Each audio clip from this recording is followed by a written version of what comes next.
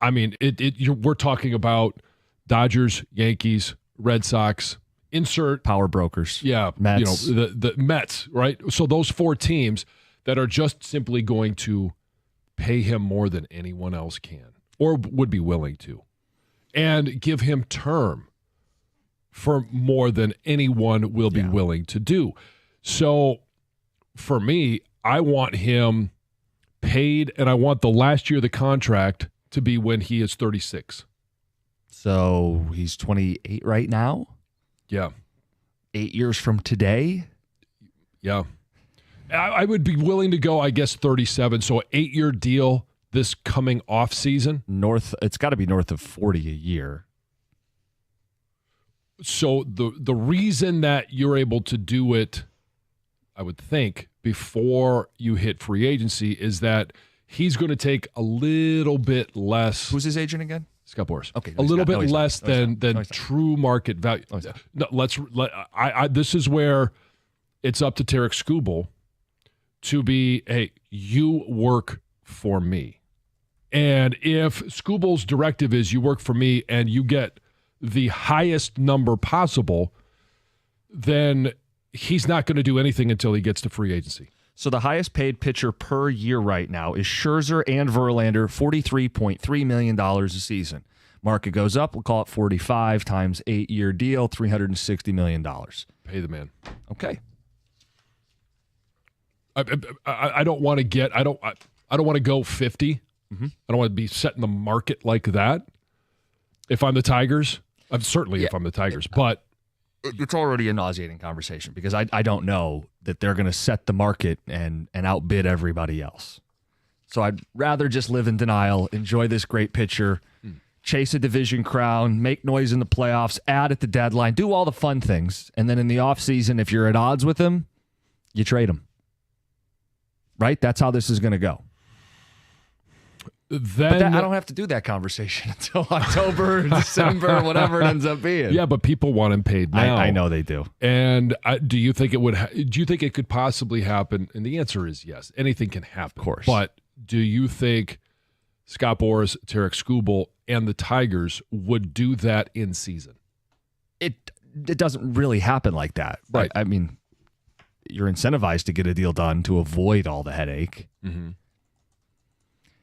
The Skubal camp has to worry about an arm event. Yes. And that's the game of chicken. And the Tigers, they're not worried about just an arm event now. Right. If they hand him an 8-year deal, they're worried about an arm event for the next 8 years. And does it set you back? Because that ends up throwing basically 2 years away. Two highly compensated years in this scenario. Right.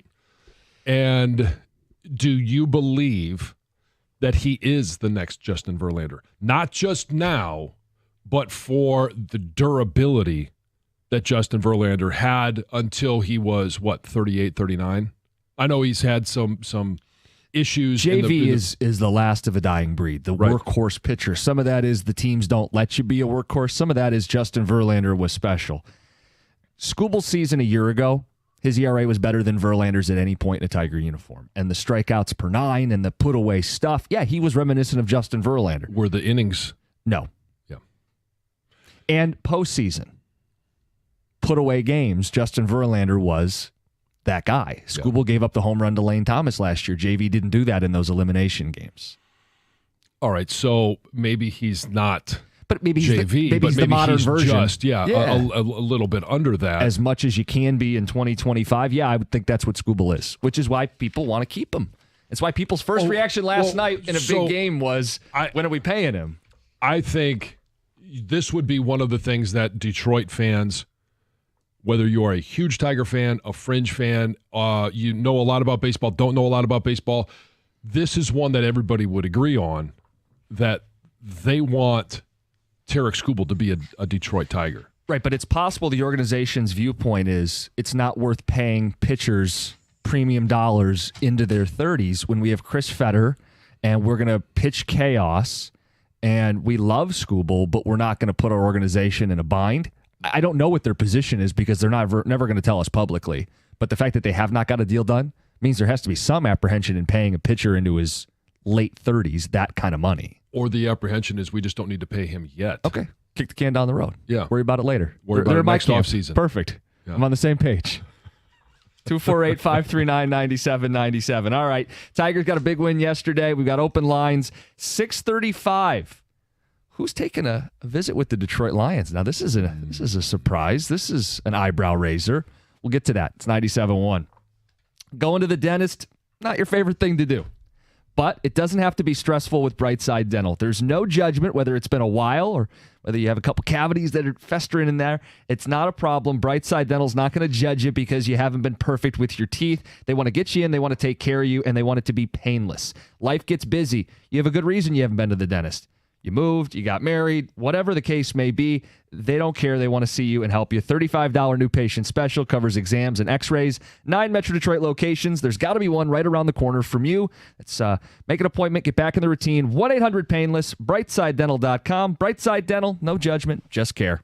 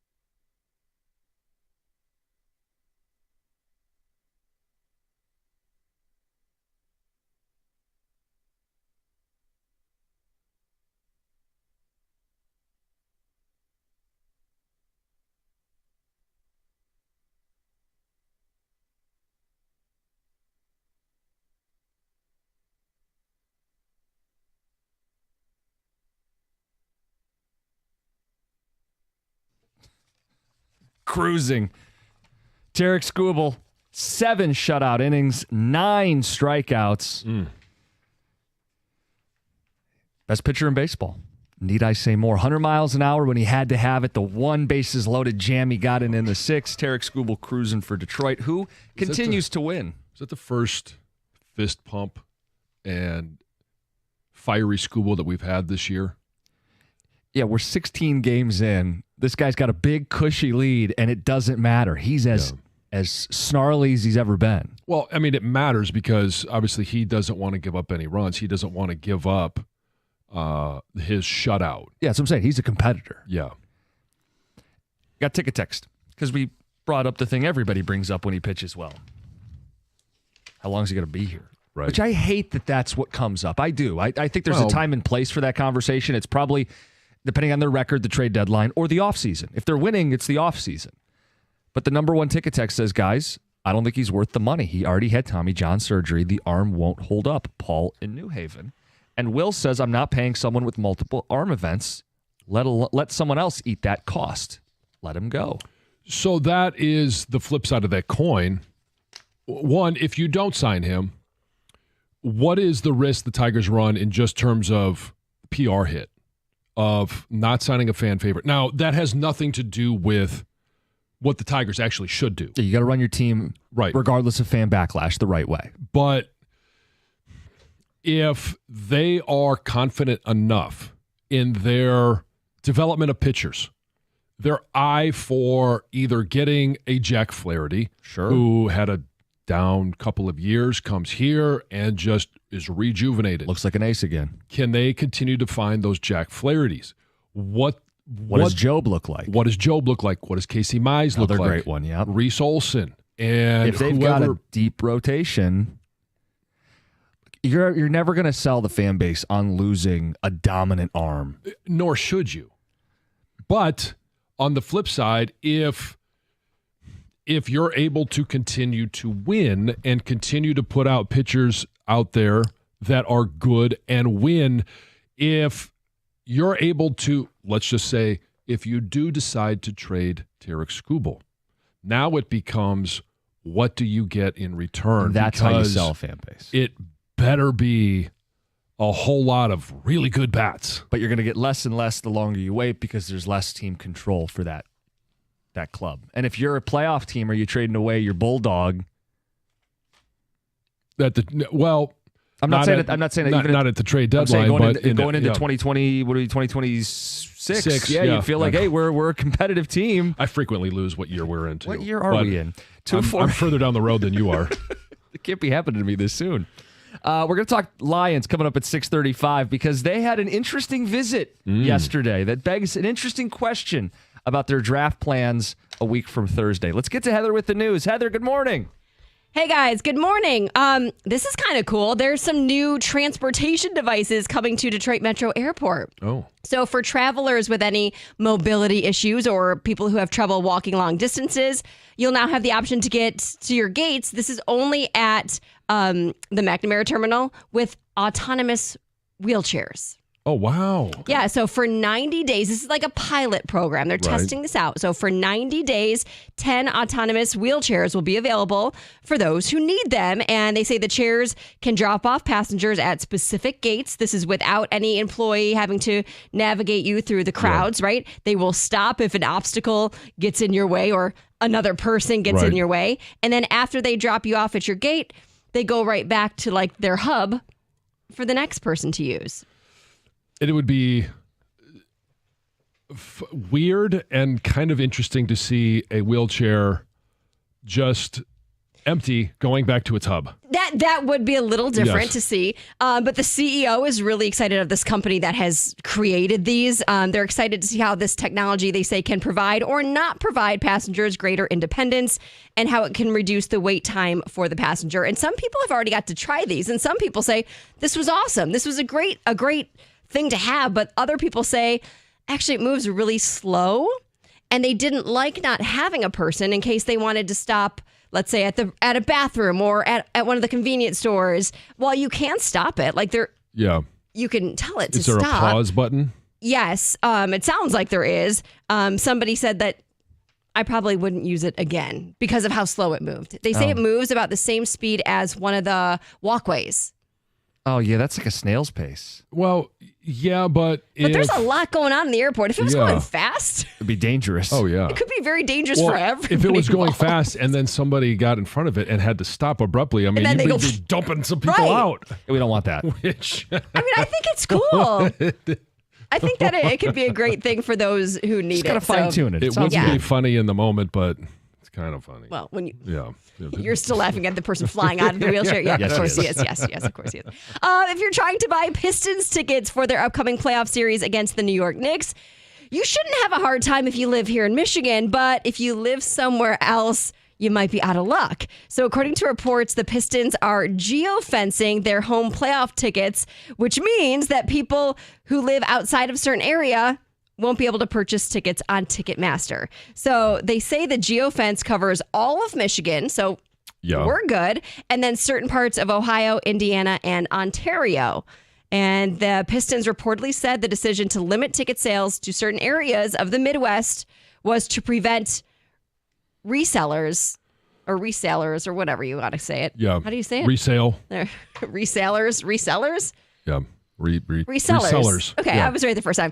From buying large numbers of tickets in an attempt, obviously, to make a really big profit. So the last time the Red Wings were in the playoffs, teams in Florida were doing this too. Yeah. Like Tampa Bay was like, we're not selling. We don't want outside fans. And at the time, I thought it was incredibly weak. And I feel that same way now. If you have a real fan base, you're not worried about your fans buying your tickets. If you have a weak fan base, you got to protect them. We'll debate that later. Okay. All right. Some denim thieves are on the loose in Birmingham. Oh, yeah. look out. Be on the lookout. Several thieves, I think it was 2 guys, hit up this newly opened store in Birmingham. They grabbed several pairs of really expensive jeans right off the rack and then just ran out the store. And It's it was a really amazing simple. to me how expensive some jeans are. Okay, so these jeans typically retail about over $1,000. What? Yeah, so I'm talking like super expensive jeans. And these guys got 10 pair. Do they answer the question? Do these jeans make my butt look big? For you, so that husbands don't have to answer that question. They do. Yeah. So they sell them at their store for about $750. So they got away with a lot of merchandise. And it was $1,000 for a pair of jeans. You guys, it is in Birmingham. People have money to spend. Yeah, doesn't mean you have to. What's the most expensive pair of jeans you've ever bought? I don't know, like $100 maybe. Maybe Probably a little less than that. For sure. Overall, for sure. For women's jeans are expensive. Not all of them, but I've definitely spent over $100 on jeans. I would say like 120 is average. Yeah, I'm thinking like 75, Not on $80. every pair, but on a decent. Yeah, for a nice pair, but still. Yeah. Anyway, they were caught on camera. Police are on the lookout. Gotcha.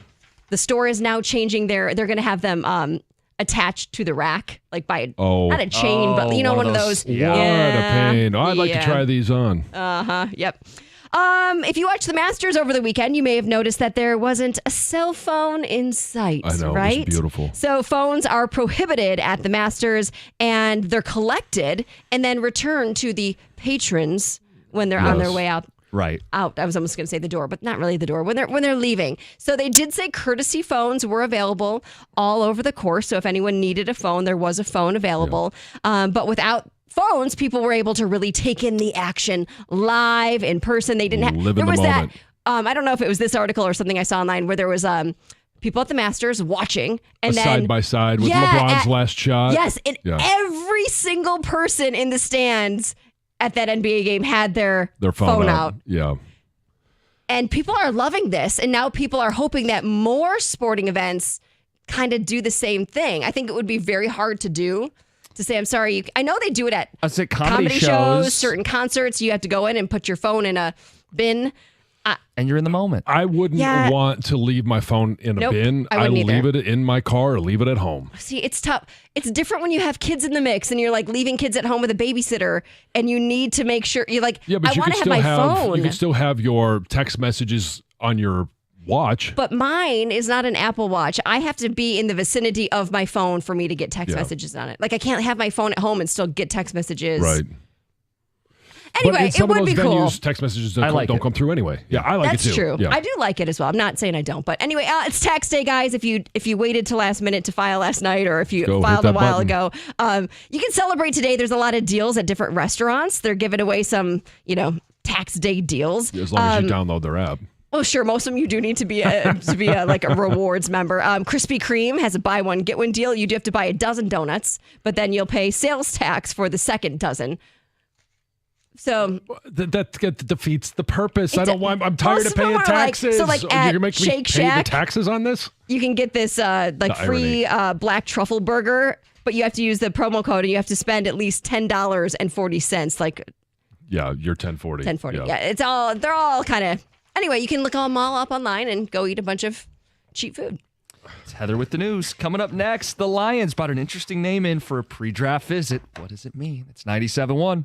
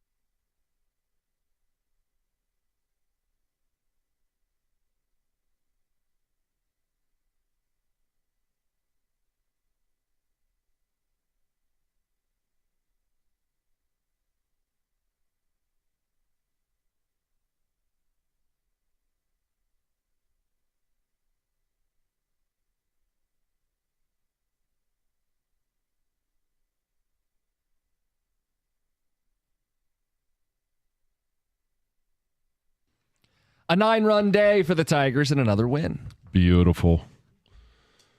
Dan Dickerson's call. Flaherty on the mound later tonight. Brewers were sloppy. Doesn't matter. You beat up on bad teams. You don't apologize for winning. I know some people go, they're playing terrible in the field. I don't care. Put up a crooked number.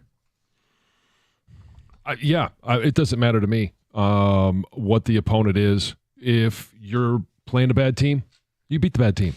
And the if you're playing at-bats. a good team, then you win a series.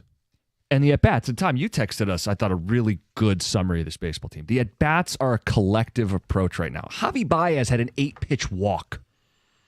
I don't know that that's happened in a Tiger uniform. An 8-pitch walk from Javi. That's how you know it's systemic. It's bled through to everybody. Yeah, I mean, look at the lineup they put together last night. I mean, it's you look at it and you're just like, what is this? And it's strictly matchup based. You know, Riley Green's not in the lineup, and give him a day off so he can get his stuff together. But it's just the Ibanez, you know, it's like, okay, yeah, of course he comes through, and he's been struggling. He's still hitting under 200. They just grind. Like, the entire collective approach from this team hitting is unbelievable. I think they have something most teams don't have in this league. I think a little bit of it works because there aren't very large egos. I don't know if the superstars in the league can I'm going to do my thing. You're only going to get 3 at-bats. We're going to pinch hit for you. Yeah. But they take pitches. They just grind the opponent to a pulp. Well, okay, they also don't have a superstar bat. At least maybe they have 1 or 2 in the making, but they don't have a superstar bat. So there's nobody in the lineup that you're like, okay, well, if they pinch hit for him in the 8th or 9th inning. It's a crime. Yeah. Right. Yeah, there's nobody like that. They're not taking out Aaron Judge for a opposite bat. But they're not dependent on if somebody goes in a slump that it really hurts them. Right. Like Aaron Judge's slumps in the playoffs have really hurt the Yankees, Yes. you know? And I mean, you can date it back to Barry Bonds and his playoff struggles and never winning a World Series. You know, it's like they don't pin themselves in a hole. Their cohesive approach to the plate is, I think, very rare in this game. Yeah, I think it elevates your floor. You don't have as many bad nights because you're not dependent on 1 or 2 guys. Now, you also don't have Cabrera and Fielder back-to-back the way they did, you know. Right. But those guys went cold in the playoffs. You know, that is the trade-off.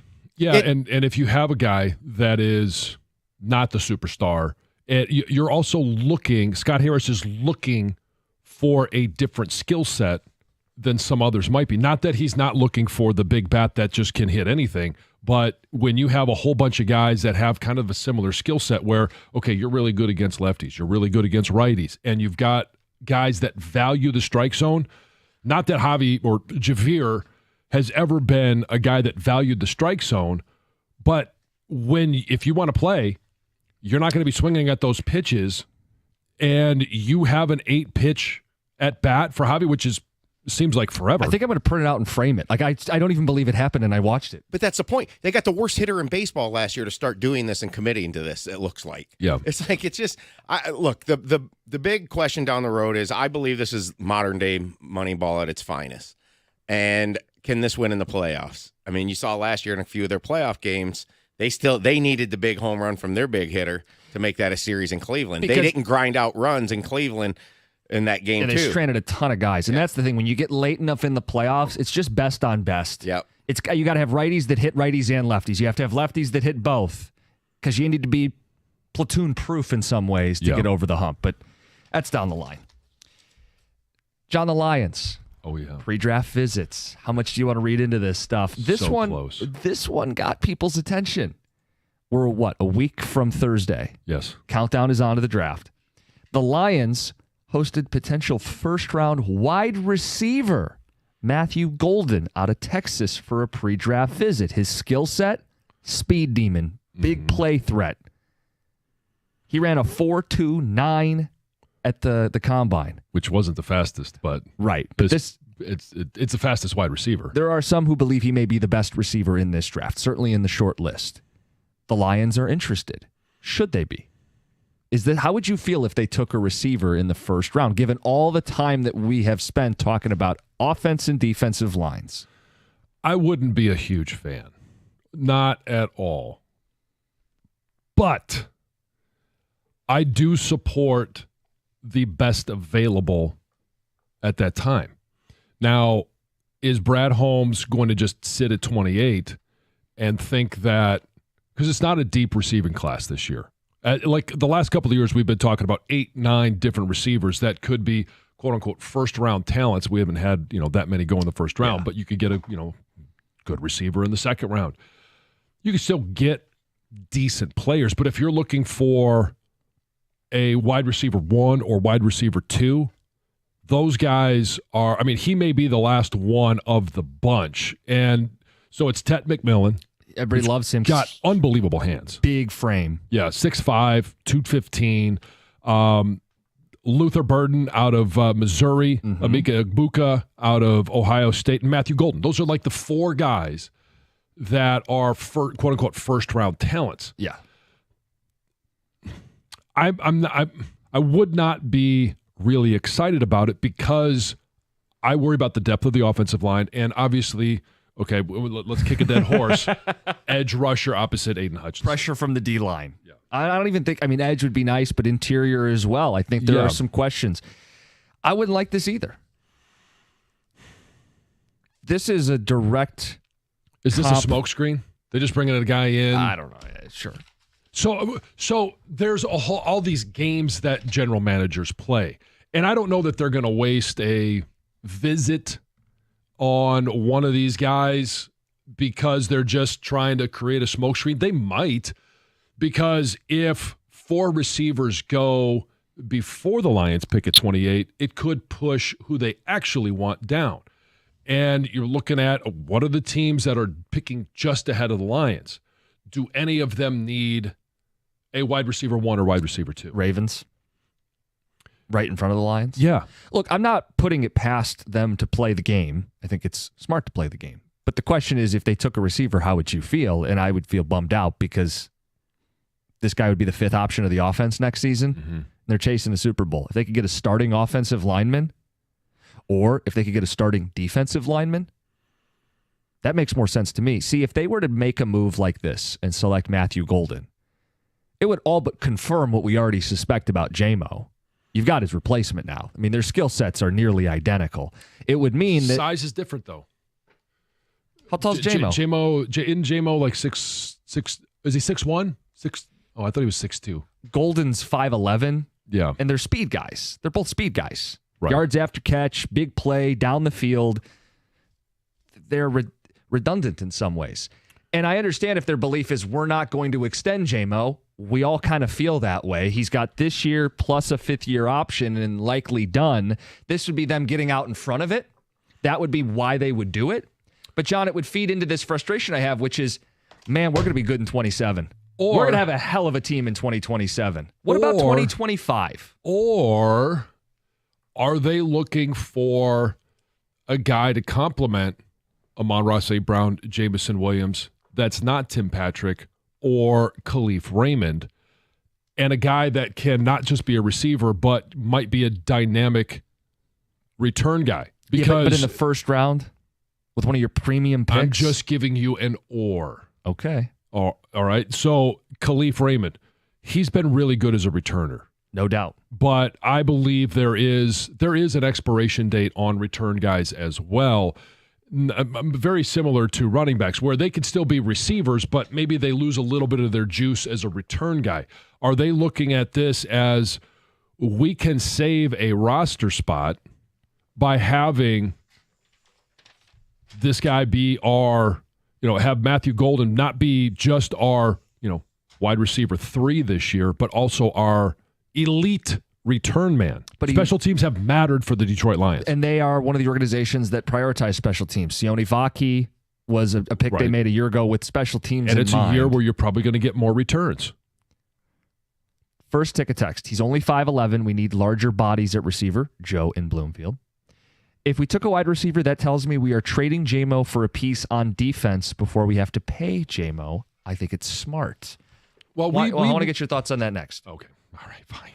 We got a clock, John. We got a show to do here. It's 97.1. Hey, when it comes to an IRS collection or audit, you need a law firm that specializes in the resolution of all types of tax problems. And this being tax day, taxes are front of mind. When dealing with the world's largest civil law enforcement agency, your case could take a lot of twists and turns. Your first call, your only call, should be to Abraham and Rose. They're prepared to advocate on your behalf, no matter if it's civil or criminal or even the Michigan Department of Treasury. So whether it's personal income tax or business payroll taxes, you're going to need a real team of local lawyers, somebody that you can talk to and you can actually see, not some tax organization with a random individual you're never going to meet. Visit abrahamandrose.com today or call 248-539-5040 so you never personally have to deal with the IRS.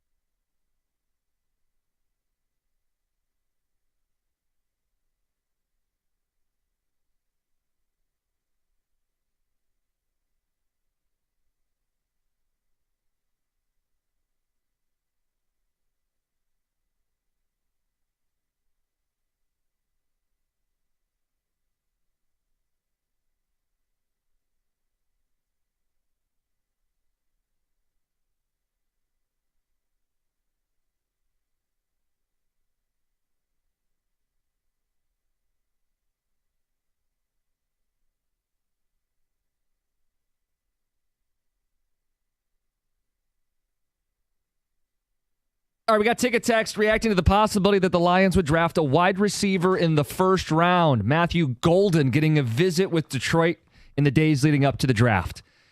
Shorter, speedy receiver. Remind you of anybody? Speed demon on this offense? Yeah.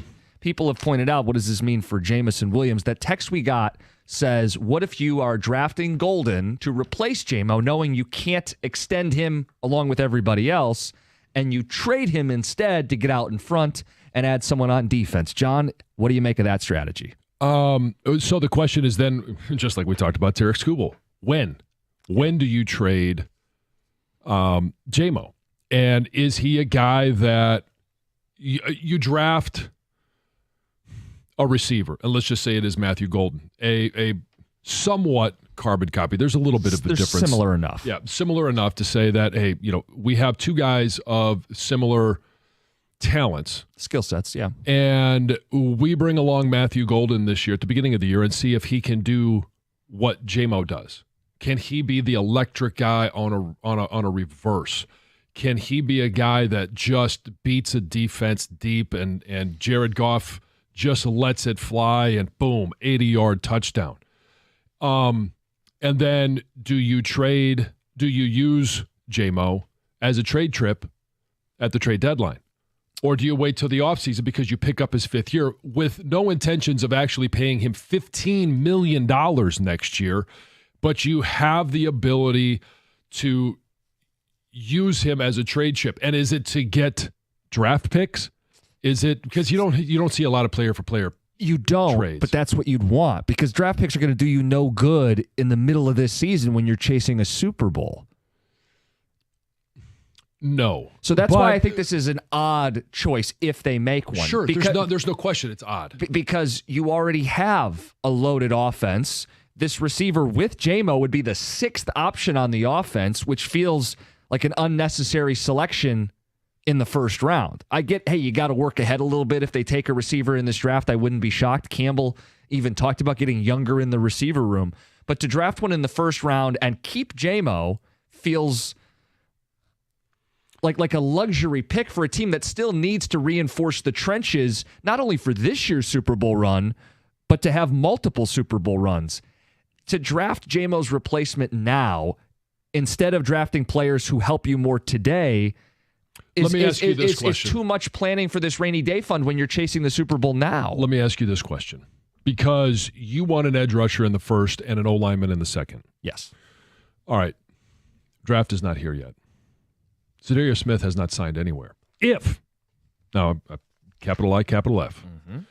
If they sign Zadarius Smith before the draft, and they still get their offensive lineman in the second round. Sure, in the first 60 or so no, picks. Let's just your draft plays out the way that you want it to, and they address the offensive line in the second round. They bring back Zadarius Smith opposite Aiden Hutchinson for an entire year. Does that change how you view them taking Matthew Golden in the first round? It's more, because they've addressed the edge. Sure, they've addressed the offensive line. It's more palatable. I would still, at that point, rather than take interior defensive lineman, because I don't know what I'm getting from Aleem McNeil until Thanksgiving. I don't know what I'm going to get deep in the season. And to get there, I need a little more interior pass rush. Like, I'd take Kenneth Grant at that point in the first round over Matthew Golden, or I'm glad you said that, not me. Or to make Spartan fans happy, Derek Harmon started his career at MSU, played at Oregon. He was a pass rush machine, super productive in big games. If there's not an edge that makes sense at their first selection, 28, give me an interior game wrecker. We know what those guys have done to transform defenses across this league, and that's another way of helping Aiden and Zadarius, because what Philly did was not just have edge guys. They had 4, they had 6, they had 8. They could rotate guys in. They could get consistent pressure from everywhere. If they address edge with Zadarius, I think we'd all welcome him back with open arms. It doesn't change the fact that they need a long-term piece on the defensive line, and short-term, still on the interior. Yeah. I here we may be having this debate, and it could be a smokescreen where everybody, hey, does somebody believe that the Lions are actually going to take a receiver? That might be a hard sell, but I also think that there are a minimum of 4 teams that clearly need wide receiver help before the Lions pick at 28. Yeah. So he may not even be there. So who pull those up. Who are some of those teams? Because while you do that, let me just read a couple ticket texts. Texter says, guys, Brad Holmes has done this consistently, drafting the best player available. He will draft elite players. That's why we have Gibbs and J-Mo. It shouldn't surprise anyone if they took a wide receiver at 28 if Brad thinks he's a first-round grade. But there's other people, John, who say, look, maybe people don't share the same opinion as me, but if it's not a defensive player or an offensive lineman, I don't want to hear about it. That's the other camp. But so I throw in there the caveat of, what if they re-sign Za'Darius before the draft? Does that change the need at the edge position? I think it clearly does. The answer is yes. To what degree? Because he would likely be a one-year guy, and if you're drafting, you want guys who are going to be here. You're picking for 4 or 5 years from now as much as you are today, and ideally you're doing both, and that's what a defensive lineman does. A receiver is picking more. Yeah, but are you going to get better production out of Za'Darius this year on a 1-year deal versus an edge rusher at 28? Both. The answer is both. The answer is always both. I need another pass rusher and then another one and another one and another one because Howie Roseman is in the league, and we have to compete with Howie Roseman. Yes, okay. But if you're taking Za'Darius this year, he's going to be more productive than a rookie at 28 this year. It's not like you're picking in the top 5. Okay, let's say I have Za'Darius and I have Jamison Williams. Do I need a receiver or do I need an edge? I think I need an edge more than a receiver in that scenario. But you could have a receiver and a return guy in this situation. I'm just giving you all of the different options and trying to figure out, okay, why would the Lions do this? Sure. And is it more of a, let's read the tea leaves of, if they're considering taking a receiver at 28, does that mean they're going to sign an edge before the draft? Maybe. And I think it also means if they take a receiver that Jamison Williams is not long for Detroit. 100%. Which may already be your belief out there in listener land. It may already be your inkling. I think it would all but confirm it if they took a receiver, especially a speed guy late in the first round. It would mean J-Mo is not long for Detroit. Whether that's an immediate trade or a trade in the next 18 months, he would not be here on an extension. But could it also be seen as a go-for-it moment where they sign Za'Darius, they get a receiver because, yes, we want to address the defense. We want to make it better. We want to make it be able to get after quarterbacks, but we also want to make sure that our offense stays dominant. Yes, you would say that, yes. Texter says, what about this creative trade? J-Mo for Thibodeau after the Giants select Abdul Carter at 3. Well, I mean... Is Abdul Carter... Okay, let's play this game. Abdul Carter isn't taken by Tennessee, which we think it's going to be Cam Ward. And let's say Cleveland takes Travis Hunter. Okay. It's entirely possible. And then this is here. You don't have to fight it. It's possible. Texter says, why are you sure J-Mo's going to be gone? We've re-signed everybody. Why not sign a huge weapon in our offense? Well, Brad has actually said that it's likely they pick up his 5th year. But beyond that? I mean, he talked about how expensive receivers are. And J-Mo is going to be expensive for somebody if he is another 1,000-yard season. Yeah, and then connect the dots in separate conversations. He's talked about how they have to plan ahead, that this offseason's all about planning ahead, and he's acknowledged they can't keep everybody. He's publicly acknowledged they can't keep everybody. Guys, we traded Swift and drafted Gibbs. Seemed to work out fine. Brad is 2 steps ahead. Another texter says, Holmes has been clear. They don't draft for need. They draft best available player. If Golden's the BPA, they draft him. I prefer they draft BPA anyway. It makes the team deeper. Yeah, but they can cheat it a little bit. You can trade up and go get a guy. Terrion Arnold. Right. So who also fit a need, yes. Right. And when you're drafting late in the first round, that's part of the calculus. Yes. And so, I think there's a lot of different ways that this could go. And I would love it, but I would have to see all the moves that led to them taking a receiver at 28. 248-539-9797. 7 o'clock hour, we've got the $2,000 slam, $725, a chance to win $2,000. It has happened with me on the show. Mm-hmm. Only once. But it has happened. We'll talk about the Pistons. Heather, have they ever given away $2,000 when you're not here?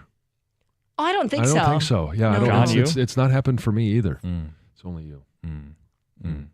Interesting. We'll talk Pistons limiting playoff ticket sales, geofencing as well in the 7 o'clock hour, and tax day. It's 97.1.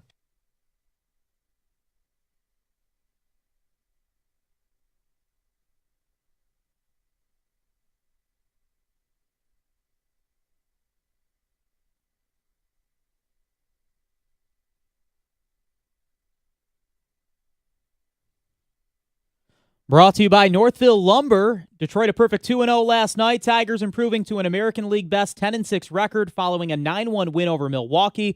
Skubal pitching 7 scoreless in the win.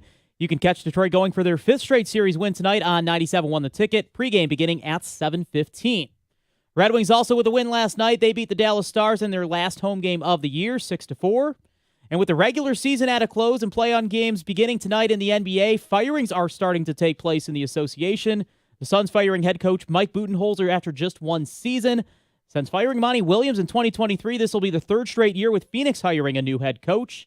And also Pelicans firing Executive Vice President David Griffin. Pistons legend and current NBA Executive Vice President and Head of Basketball Operations Joe Dumars is reportedly heavily speculated to be offered the role. And last night, Paige Beckers was taken first overall in the WNBA draft by the Dallas Wings. This year out of UConn, she averaged about 20 points a game and shot over 53%. From the Ticket Update Desk, I'm Dustin Fiocco. For details on these stories and more, you can stay right here on The Ticket. You can also head to 971theticket.com.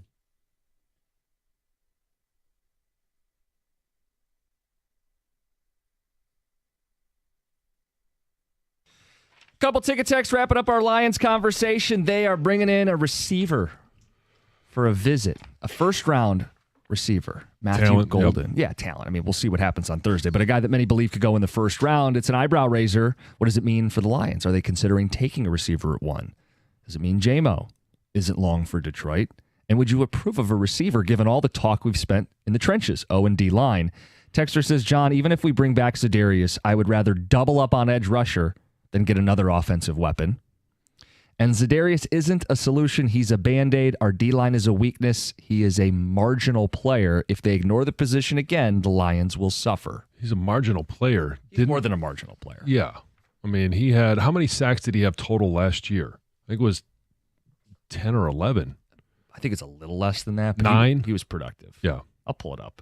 But he made an impact for Detroit. They desperately needed someone. He stepped in and had to be the primary guy. Mm-hmm. And last season, Za'Darius Smith had 4 sacks with the Lions. He had 9 for the season. Yeah, so 9. Yeah, that's not a marginal player. No.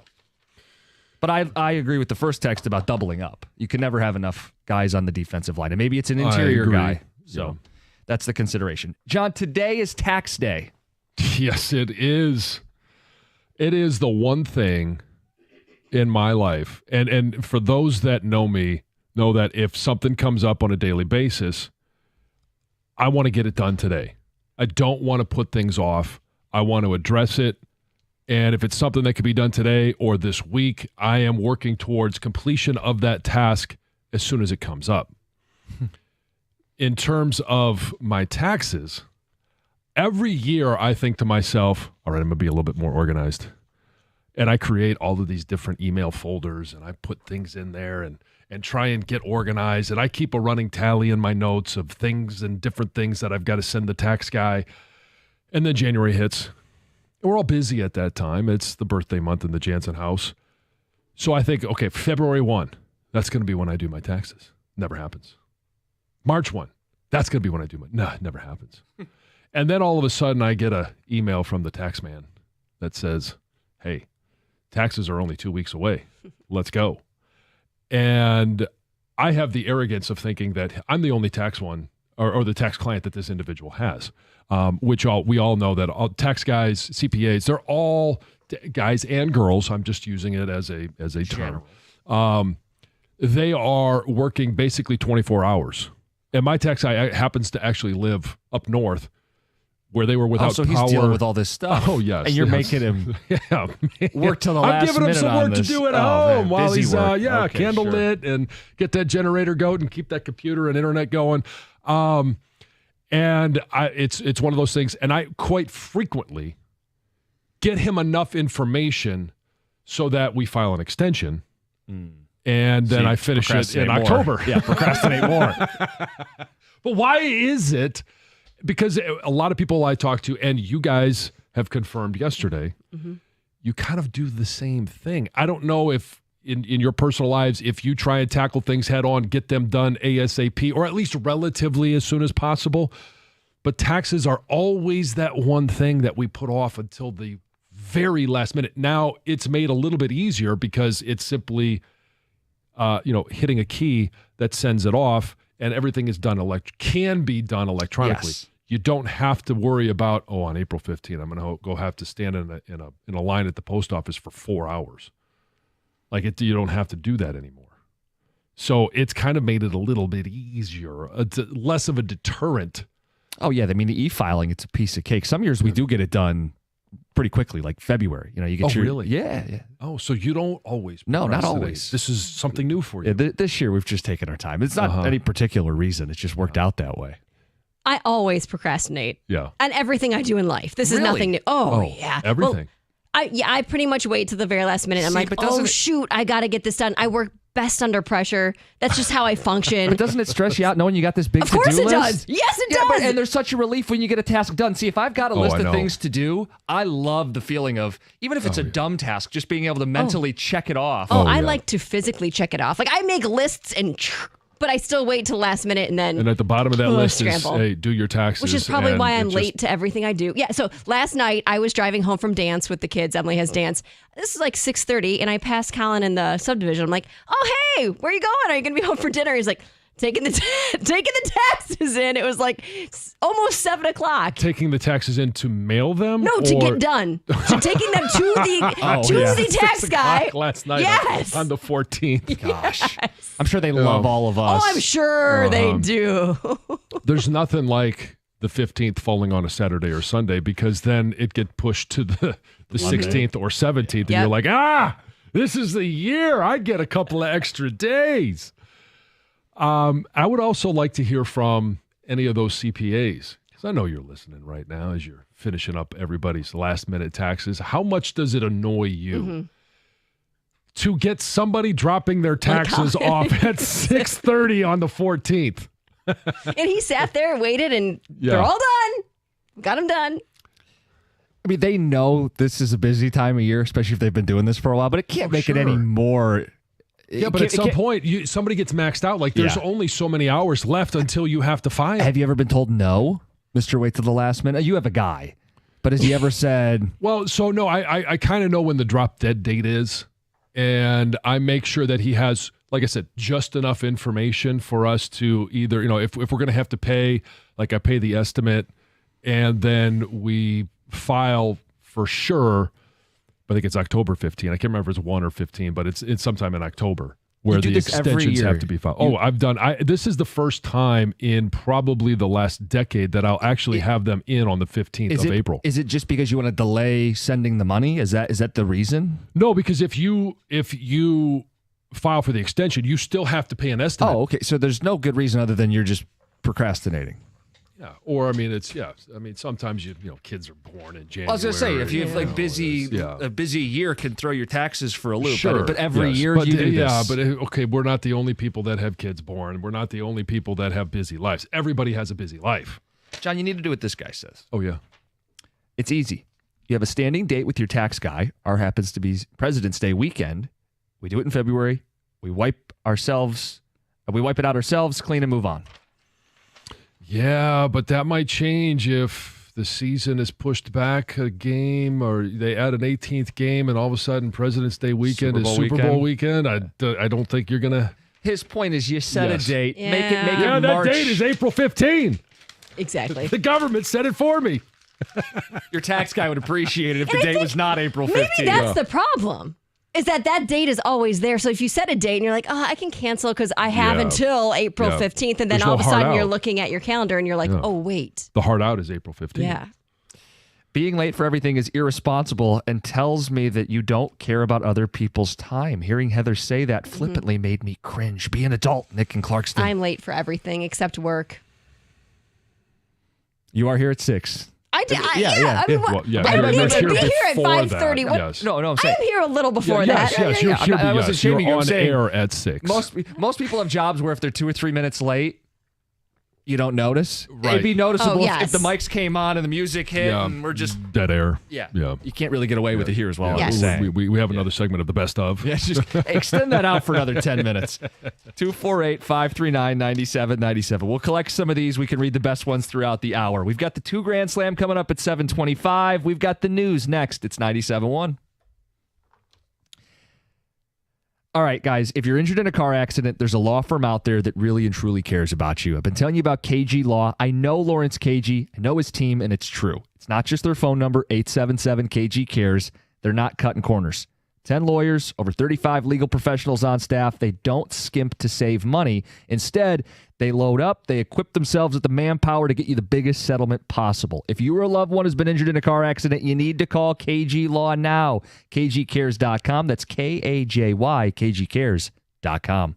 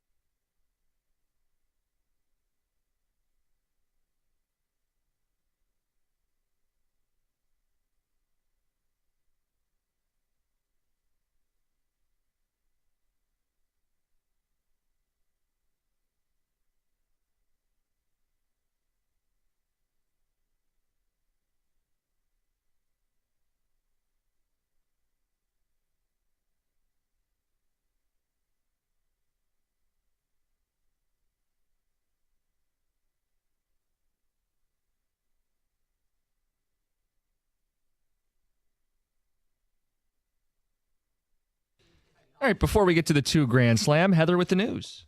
Well, all eyes were on the Masters on Sunday to watch Rory McIlroy win his first green jacket. In fact, you guys, Sunday's final round ended up being the most watched golf round on any network in the past 7 years. Wow. I figured it was going to be a big number. Yeah, you said that. CBS says the final round averaged more than 12.7 million viewers, which was up 33% over 2024's final round. So lots more were watching.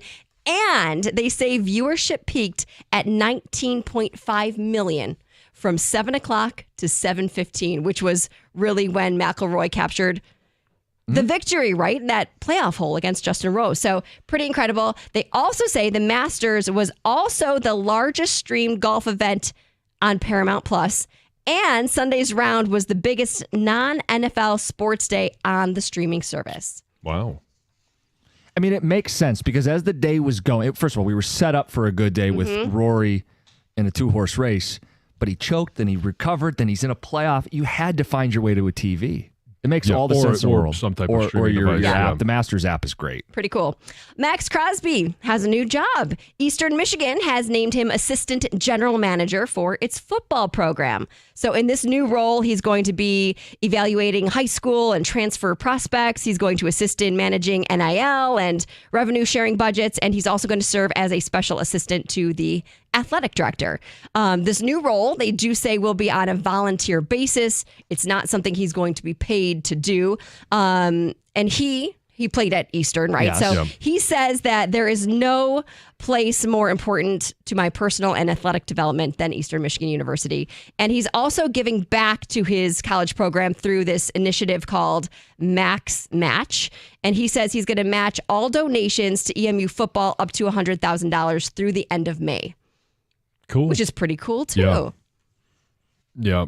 I think a lot of guys that have found success at the next level, even those that haven't, really attribute a lot of their development. And this may change because no one's developing at one university for very much with transfer portal. But a lot of people really credit coaches, staff, teachers for their development and their future success. Yep.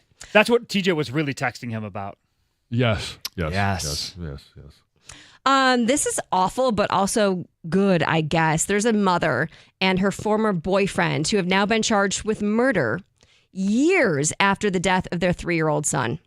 So their son died. This was in St. Clair County, so it's local. Died back in 2018 at 3 years old. And these two were just arrested. Right. So 7 years later, they were arrested in St. Clair County after the investigation into the toddler's death, I guess, took a significant turn. And now the St. Clair County prosecutors believe the pair was involved in the abuse that led to his death. They don't go into specific detail, which I don't even need to know, but they did outline this pattern of abuse that this little boy endured. And the pair are now facing first-degree murder charges, and both have had their bond denied. 7 years later. I mean, the family now they want justice for this little boy. Ask, so you that's, said there was a good part. So that's is the it. justice. The good part is that this little boy, they can get justice for the family that lost this boy, but it's an awful story.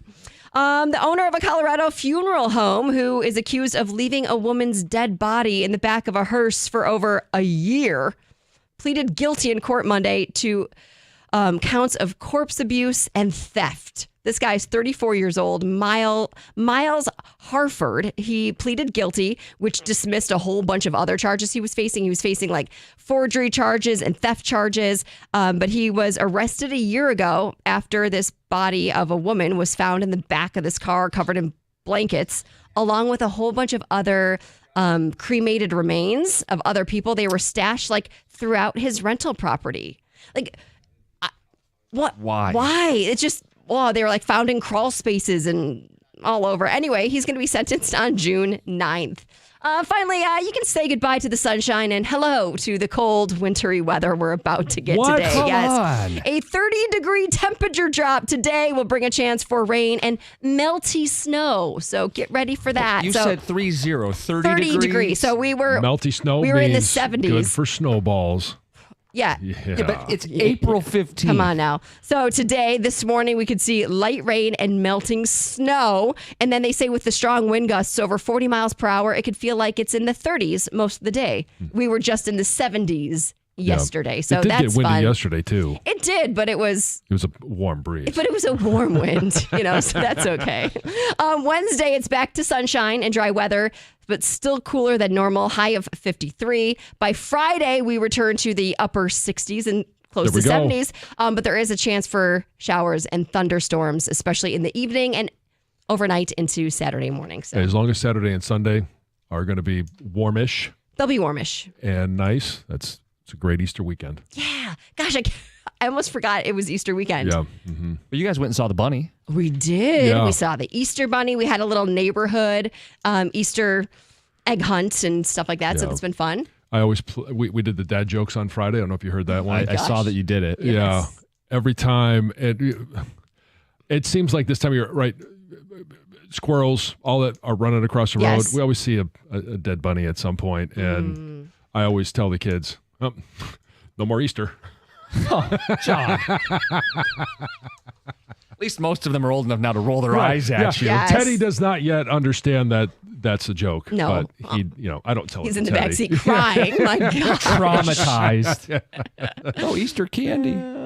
Anyway, I got one more. We Okay, can do yeah. the 2 Grand Slam. What do we want? One more. Okay, so if eggs are too expensive to dye this year for Easter, and maybe I'm not potatoes, doing the potatoes. Okay, well then this could be your thing. Jet Puffed wants you to dye marshmallows this year. Oh, come on. I'm That serious. makes sense. They actually sold out of their special dye kits. They were being sold on Walmart, the website, for $2 each. They were like dip and decorate kits, gigantic marshmallows. They came with like decorating pens, Yeah. and they came with like little egg cartons, so it still looked like Easter eggs. I'd rather have marshmallows than potatoes Yeah, to me decorate. too. Yeah, this is Gross. Yeah, I would anticipate that maybe you would have to open the package and leave it open for a day or two so they get nice and stale. Yeah. That's the best way. Yeah. That's what I do every time I get a package of Peeps. leave them out. No, just make a huge slice through the Yeah. plastic and then just Leave set them them in the stale, pantry for yeah. a while, and then You need to toast one over the I know, I oven. will do that Yes. eventually. Oh, caramelized sugar on top of that. Heather with the news. Let's give away some money.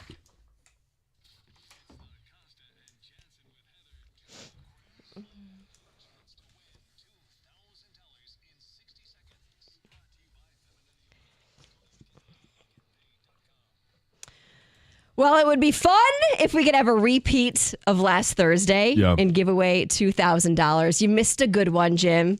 It was fun. I think there's potential here. Back Oh, to yeah. back. Yeah. Why? be. I mean, people are excited. They're gonna like run off this other guy's energy.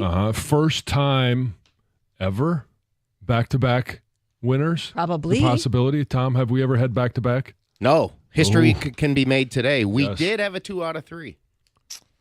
Okay. Our All right. contestant with that task, Charles. Charles is in Livonia. Charles, good morning. Good morning. How are you? Charles, in charge today. Sure, he loves that Haven't one. heard that one before, have you?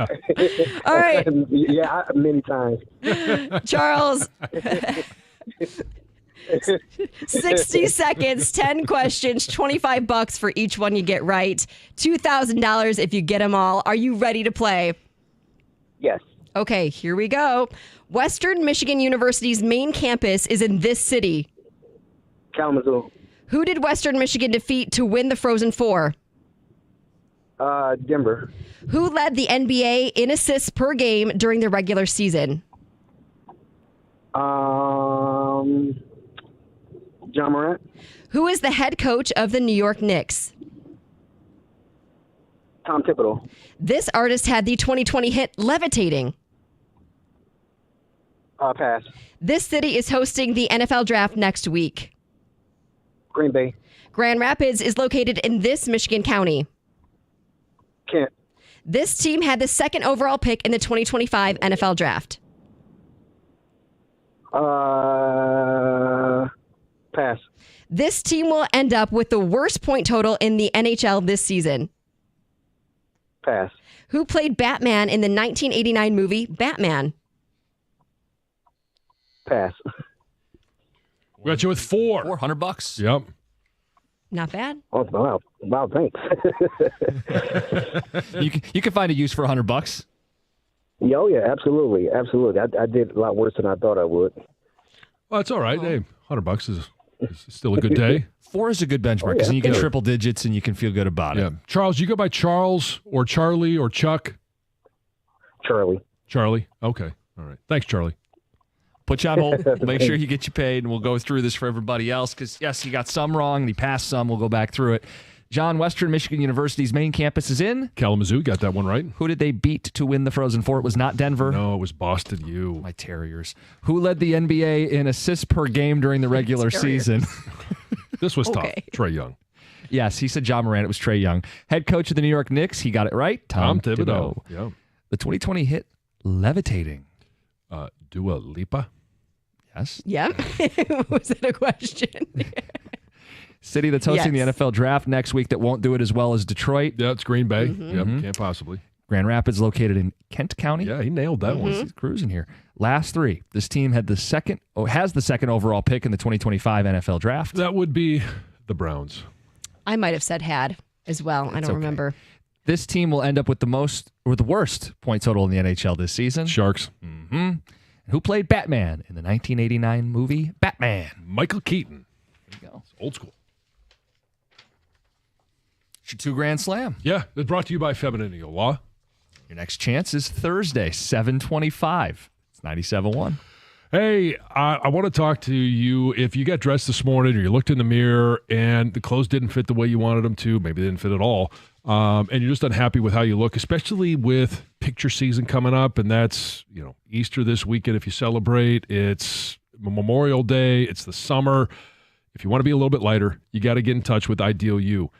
IdealU.us is where you could find them, and you could lose up to 40 pounds in 40 days with Ideal You. And I know the program really works because I lost 50 in those 40 days with Ideal You. Book today, and Ideal You is going to give you a free body composition analysis. That's a $150 value, absolutely free. Book your free consultation right now at IdealU.us. Ideal You is different than other weight loss companies because it works, and it works fast. Lose up to 40 pounds in 40 days.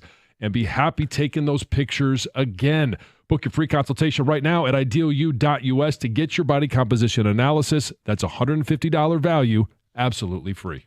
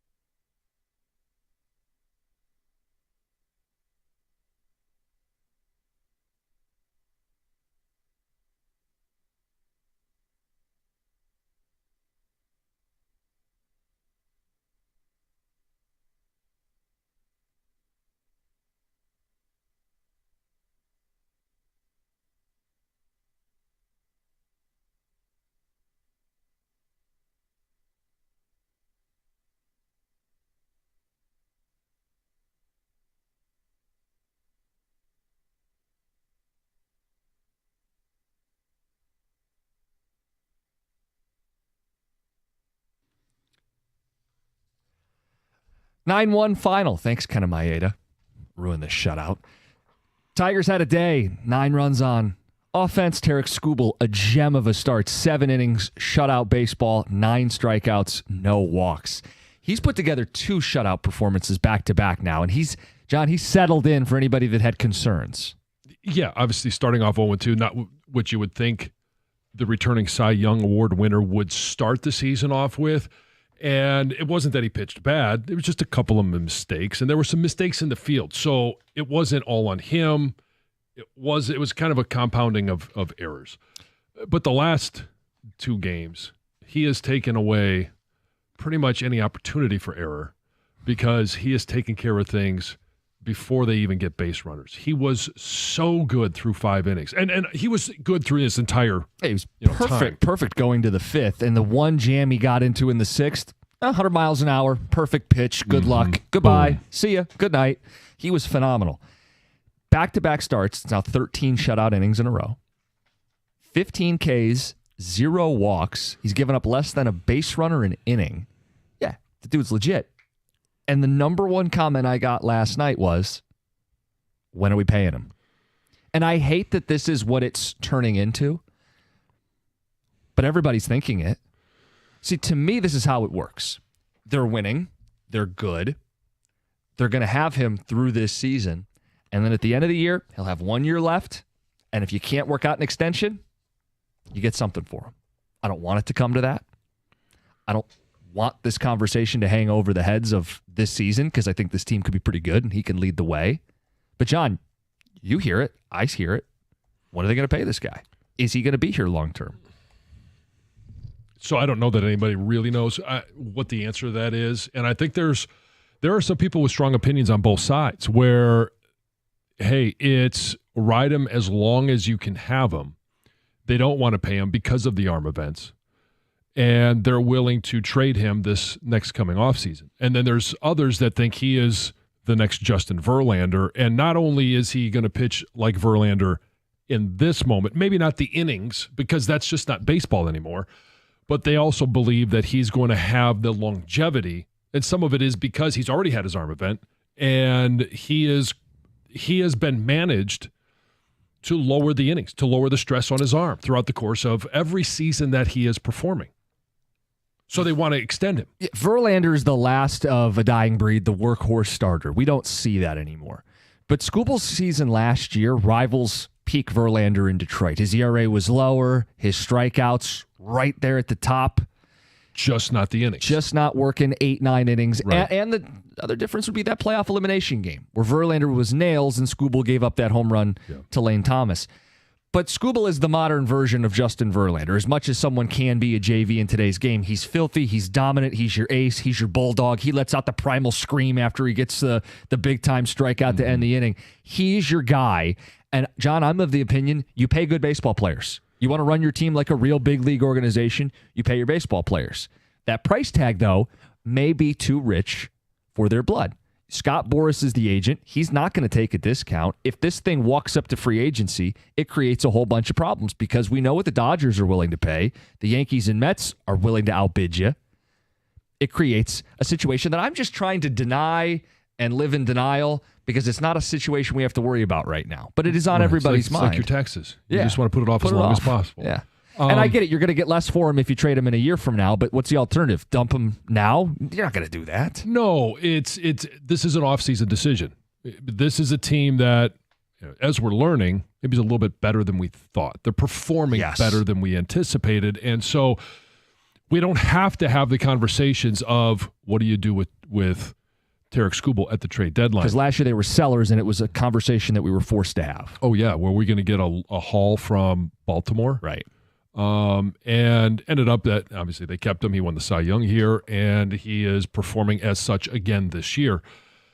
It's an offseason conversation as to what they're going to do. It's poop or get off the pot. And because if you go into next year not having extended him and he's still on the roster, you run the risk of losing trying him to for match nothing. anything that the Yankees, the Dodgers, the Mets, the Red Sox want to put out there. Yeah, you could lose him for nothing. But really, it's wild to me that that's the fixation. If anything, the fact that the team is so good it delays it, right? Because what is it, 8-2 in the last 10 now? They're setting up to win 5 straight series here if they can win one of the next 2 games. Flaherty on the mound. Good teams aren't trading away their ace pitcher ahead of the playoffs, and this team is the front runner in the division right now. So really, I would think this conversation gets pushed to the offseason. Yeah. Yet it's on everybody's mind every time he deals, and I wonder if it's possible to set that aside and understand you're going to give it your best shot with Skubal this season. But in doing so, you better be adding at the trade deadline. Not to get ahead of ourselves in that way, John, but if you're not trading him away, it's you saying we think we have a real shot at this. Yeah, and we better win now. You better add someone to make sure that you don't waste this season. So do you guys think we're heading for a confrontational almost type thing at the winter meetings in December? Next winter? Yeah, so next December. So the likelihood of him being dealt at the deadline is so low. This team would maybe have to tank, but he's pitching like a Cy Young winner. Who knows? I just don't think that's happening. But the reason I say that is because no contract is happening during the season. That would really surprise us all. So if you don't get it done by the winter meetings, don't you have to trade him? Yes, but it's a conversation I don't want to have right now. Right, but you're bringing up everybody's bringing up paying him. Yeah, well, paying him isn't reasonable right now. I know. It really isn't. But people want to know that he's going to be here for the long haul. And there's no way you're getting that certainty right now. No, and it's really going to come down to, are they going to set the market while they still have a year of team control? Or, and what is it that Skubal wants? Does he like being here with Chris Fetter as his pitching coach and this organization seemingly on the rise? And instead of going for, let's just call it $45 million a year for 8 years, 9 years, is he willing to go 42? Because he doesn't want to get and say he said wins another Cy Young or is in the finalists for the Cy Young, and is he willing to go another year, possibly risking injury, and for that $3 or $4 million? I don't know the answer to that question. It's also possible that the Tigers have certain thresholds they're comfortable with.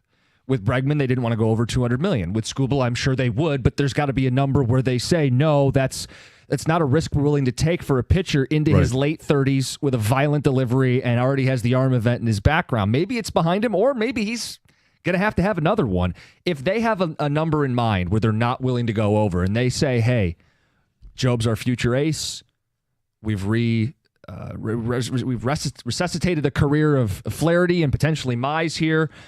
If he doesn't want to take our deal, we're not going to make a bad deal, which is what they did this last offseason. They said, we're not going to make a bad deal. We're not going to overpay for Alex Bregman. So right or wrong, I mean, that may be their thought here is we like Skubal. We're not going to do something stupid and pay a premium right now. And if I'm Boris, I'm only signing early for a premium because I know the other teams are going to be lining up to pay him when his contract is up. John, I don't think we live in a world where the things that you brought up about the team rising up and Chris Fetter and all these other things, that world exists as for a Scott Boras client. I think Tarik Skubal would have to change agents. I think Scott Boras would not do that deal because of his reputation. Okay, well, again, I would emphasize this, and I don't know the relationship between Skubal and Boras. I don't know what he has told Scott Boras. Let's always remember that agents work for the player. And now, if he is going to be that personality that says, I don't want to risk injury next year, and I'm willing to set myself up with a $250 million contract versus a $275 million contract, or, what is his threshold? Right, but you hire Boras for a reason. Like he's the only guy in the game, the only agent in the game that just he's going to do business one way. I'll look at it this way. Look, Tarik Skubal, if he wins another Cy Young, who's the last person to win back-to-back Cy Youngs? That comes with tremendous value. And how did Scherzer's time end in Detroit? He got a record deal at the time. And not here. And again, that was Dave Dombrowski, not Scott Harris. Right. That was a different regime. But it's on people's minds when he pitches this well. And I'm not saying that Tarik Skubal won't take that risk. I'm just saying that needs to be a part of the conversation because he knows nobody knows him better than he knows himself. And how is his arm feeling? Does he feel like there's a risk of having another arm event. I mean, look, you never know what's going to happen. If they come out and say, and I'm going to blow you away here, but 6 years, $50 million a year, $300 million. So the Tigers don't want the long-term commitment, but they're making him the first $50 million pitcher in baseball. I don't know how Scott Boras says no to that. So there are ways to get there. Sure. Yeah, and I think it's the risk reward of it all. Ticket Texter points out every long-term pitcher that signs a deal like this and resets the market, it backfires because of injury. The deal you're going to look at right now is Garrett Cole, right? He signed that 9-year, $300 and some odd million contract. He's not pitching this season because of an arm event. And it will set him back some next year potentially because of this arm event. If the Tigers don't want to pay him, not because they don't like him, the player, but because of the market and the position, then it is imperative that they win as much as they can this season with him because they are in the driver's seat in the AL Central. And they're currently doing that. First place. 248-539-9797. Another win last night. Flaherty on the bump later today. Coming up next, Fair or Foul, Pistons playoff tickets. It's a headline everywhere in the city. It's 97.1.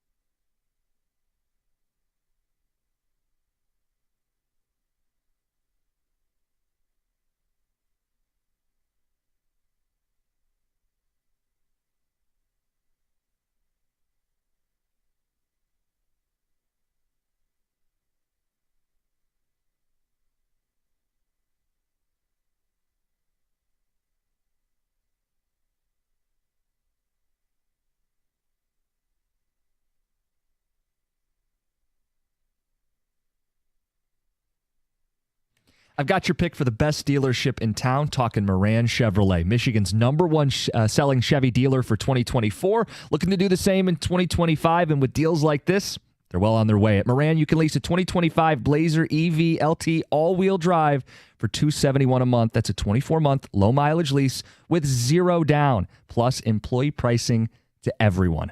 Moran Chevrolet, where you always get the best price, period. You can shop online, see what I'm talking about, moranexpress.com, or stop by. They're in Clinton Township. They're on Gratiot north of 15 Mile. Chevrolet, together, let's drive.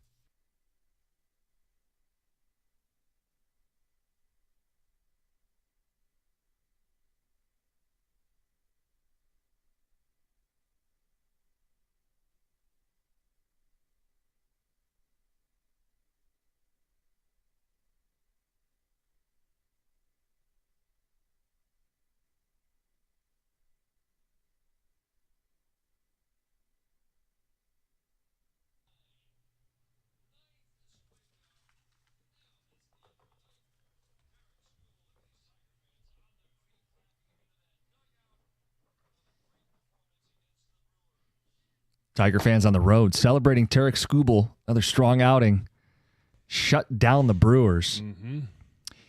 He had that 6th inning where the bases were loaded and he had a 100-mile-an-hour punch out. And there was some speculation like, maybe that's his last inning. And that's what Dickerson was alluding to. No, they gave him one more inning and he went out and wiped him out 1, 2, 3. He's awesome and he's settled in and he's got back-to-back nice starts and he's going to be in the Cy Young conversation all year long. Yep. The other conversation he's going to be in all year long, first thing people commented last night on the posts, everything about Skubal was, when do we sign him? Pay him, sign him, lock him up. It's not going to happen in season, but this conversation's not going anywhere because 1, they're going to win. 2, he's going to be a driving force. And 3, it's going to be expensive wherever he signs long term. I hate that it even comes up because, John, to me, it's an offseason matter at this point. If you're in contention in late July, you're not trading your Bulldog ace. If you're in first place in the division, he is captaining you in your postseason run. And if you can't work out a deal in the offseason, you cross that bridge when you get there. But it's unavoidable. Everybody thinks it when he pitches this way is, am I seeing Justin Verlander again? Am I going to see this great horse lead this rotation for years to come? Or is this now or never, got to win it this year? It's going to be an interesting process to be a spectator and watch. And we're going to give our opinions all along the way. And there's going to be some twists and turns.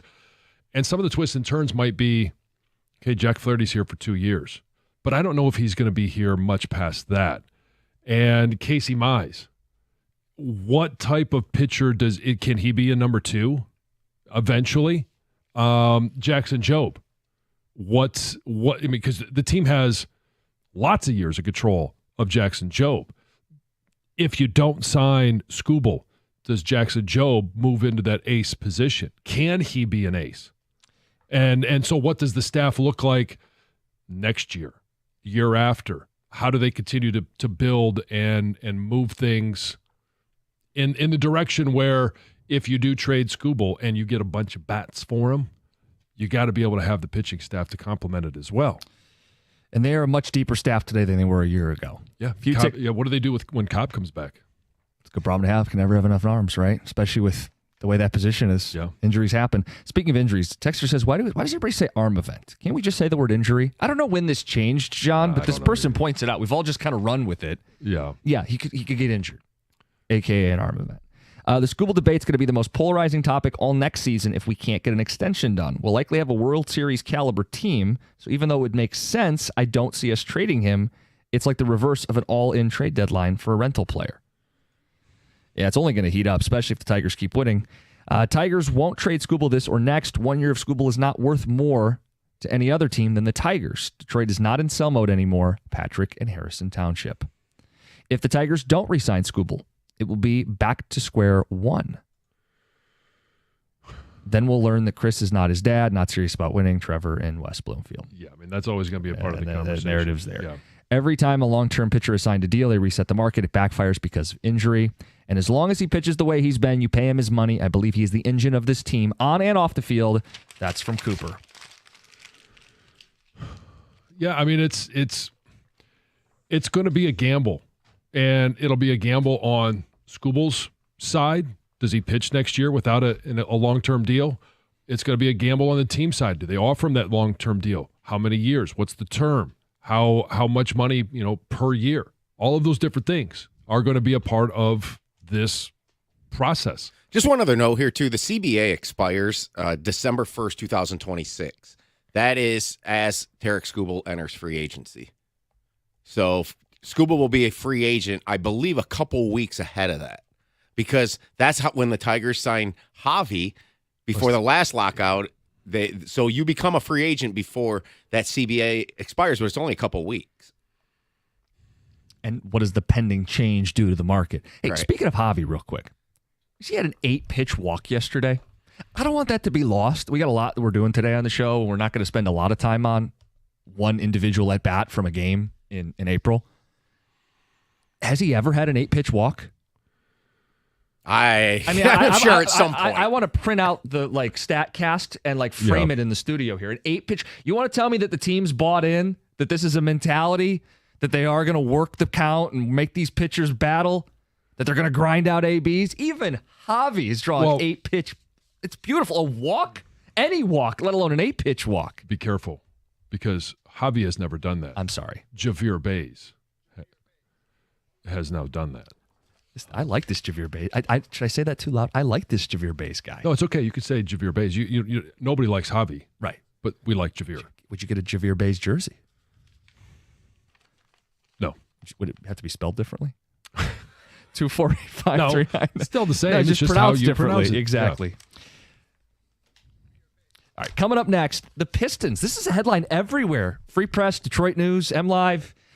The Pistons, through Ticketmaster, are going to restrict who can buy tickets to the playoff game. Fair or foul? It's 97.1.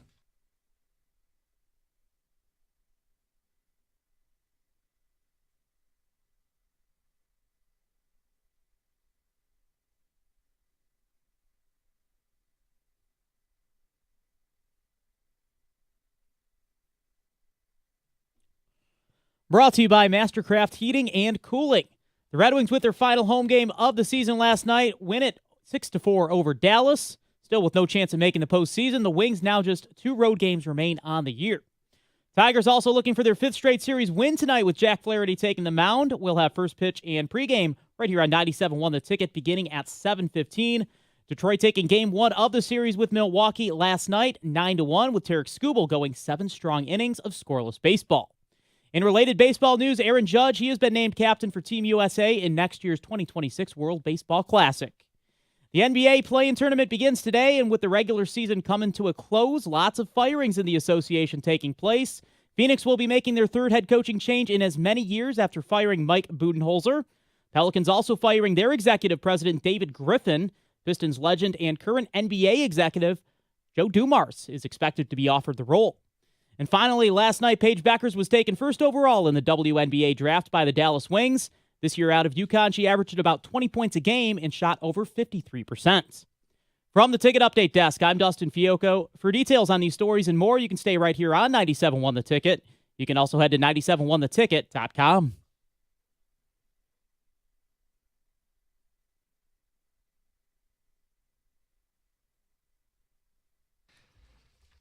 Eight o'clock hour. Good morning. 97.1. Jim Costa, John Jansen, Heather Park. We've got Gov and Greg behind the glass and Dustin on the updates this morning. The Lions brought an interesting name in for a visit. Eyebrow raiser. What does it mean? We'll get to that this hour. And something over the weekend inspired a debate about the toughest sport to play. Carve out some time for that. Yeah, interesting. There'll be a debate. There was a little bit of it off air, and we had to, We had to calm it down a little bit. It got a little heated. You guys were shouting on your way over to the bathroom pre-show.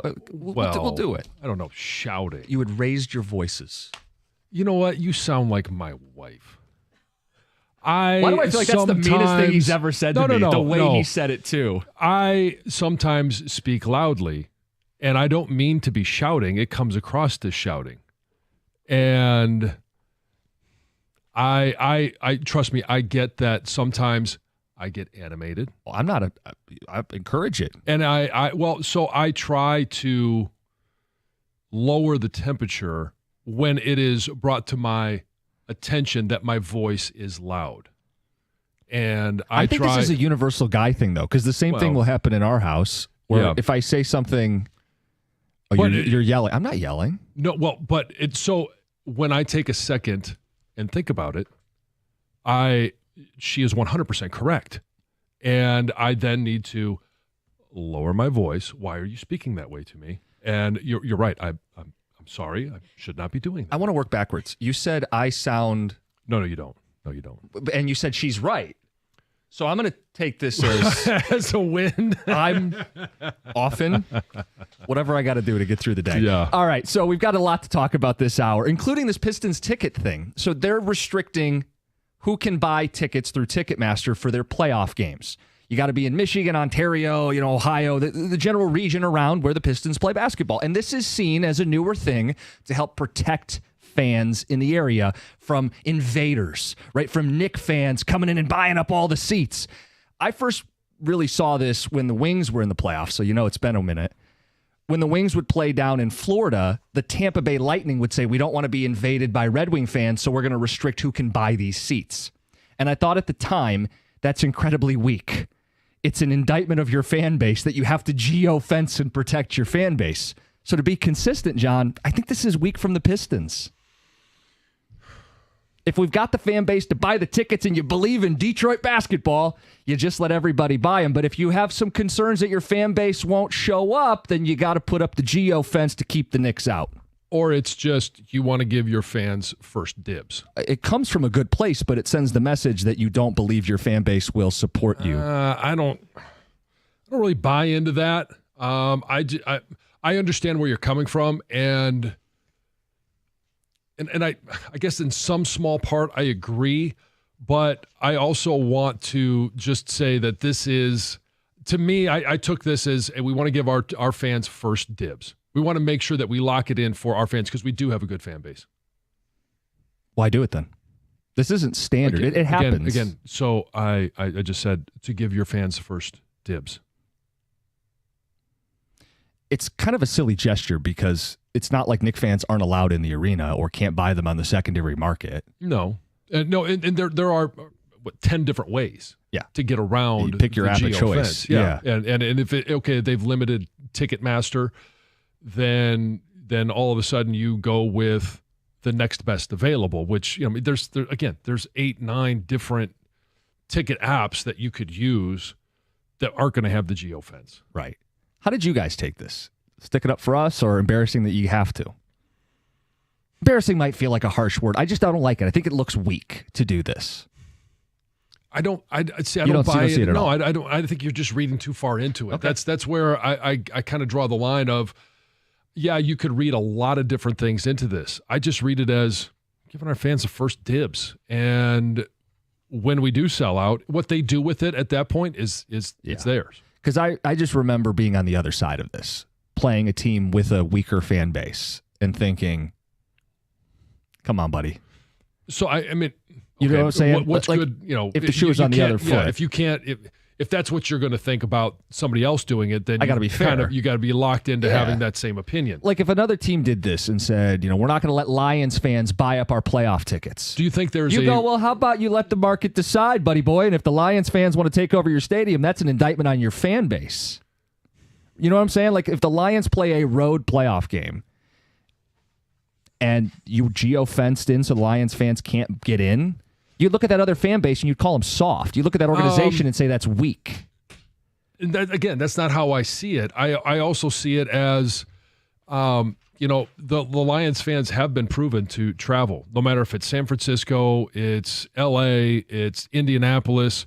If you want to try and give yourselves as much of a home field advantage as possible, home court advantage as possible, then this is a move that you make. And it is to support your fans, not we don't believe in our fans. Let's get the phones. Will in Detroit. How did you see it? You're on 97.1. Hey, how's it going, guys? Good morning. Hey, what's up? I was just calling, about the ticket thing.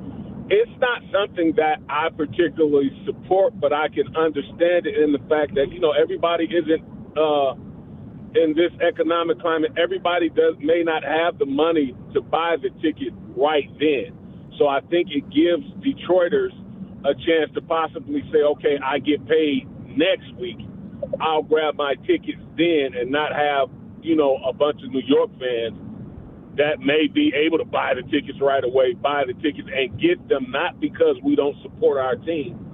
Actually, we do support our team so much that maybe some of us should be staying home, but we're going to spend that money from that next check to actually go support our team. So in that realm, I have no problem with it. I think it's a great point. Help save a couple bucks. Yeah. Right. Yeah, support your fan base. Yeah, give me a chance to save up the money so I can actually buy the ticket and go support my team. Will, do you think we'll be taken over by Knicks fans without this? To be honest, I don't think so. I think that some of them will travel, but I don't think we'll really be taken over by them. But I understand the gesture from the team to say we're going to give our fans every opportunity to get those tickets first. And then whatever happens after that, so be it.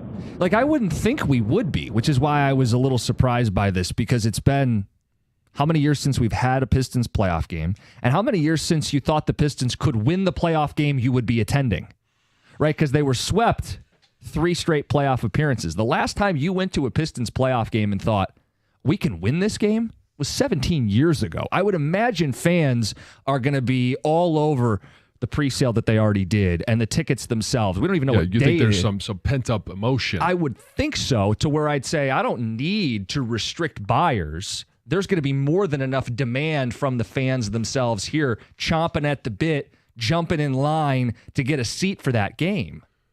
Right, which is why I have no problem with the geofence at that point, because especially if you believe that, hey, you're going to have a fan base that wants to fill the arena, then you want to maximize that opportunity for your fans, because it's a little bit different. I know you compared it to Lions fans, but NFL stadiums are typically 50, 60 much or bigger. Or bigger. Yeah. And so when you're talking about an arena that doesn't hold that holds not even half as much, you have a large fan base that you want them to have first dibs on getting in that stadium. People are hearing this as an attack on the Pistons, and what I'm telling you is you got to think about it big picture. If the Colts said we're not going to let Lions fans buy tickets, they didn't have an empty stadium. Well, they may have an empty stadium, but our response would be that's soft from the Colts. And what I'm saying is, if you take your Detroit glasses off, and I told you the Pistons are trying to block out the outsiders, we'd say that's soft. Has an NFL fan base ever done this?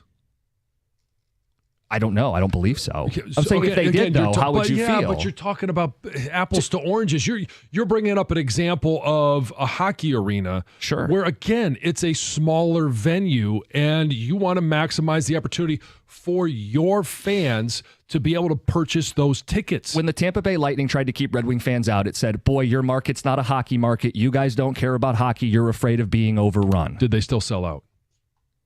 10 years ago? Yeah, I'm sure the seats were filled. But what did it say? Was it a weak move or not? If you geofence and you don't sell out, now you have a weak fan base. Yeah. 248-539-9797. Some ticket texters. They want to know if Spike Lee's going to be at LCA. I'm sure he'll get through the geofence. This one says, God forbid. He'll get right underneath it. Yes, John, he is a shorter man. God forbid teams want their stadium full of their fans. Now, I get where they're coming from. I just don't think it looks particularly strong. Texter says, it is weak by the Pistons. We're a great basketball city. It would be fun if the Knicks fans came and tried to win. We get to laugh at them. Dorian in Detroit. I look at the restricted tickets as more confidence that they will sell locally for the home team. No need the outsiders. Brian on the ticket text. Your fans don't all live in your city. Come on, guys. What about Pistons fans who've moved? Scott in Kentucky. It's going to be a little harder, but again, this is a flimsy fence at best. This is a fence with holes in it. You're still going to be able to buy outside of market. Knicks fans, if they're going to be here, are going to be here, right? And Pistons fans from out of state are going to be here if they're going to be here. You can pick your app of choice and find your way through. There will be Knicks fans in the building. What else we got? Ticket Texter says, you don't have to worry about us buying playoff tickets. Signed, Iserbots. It also helps combat this. We've seen some of this. Combat bots and scalpers.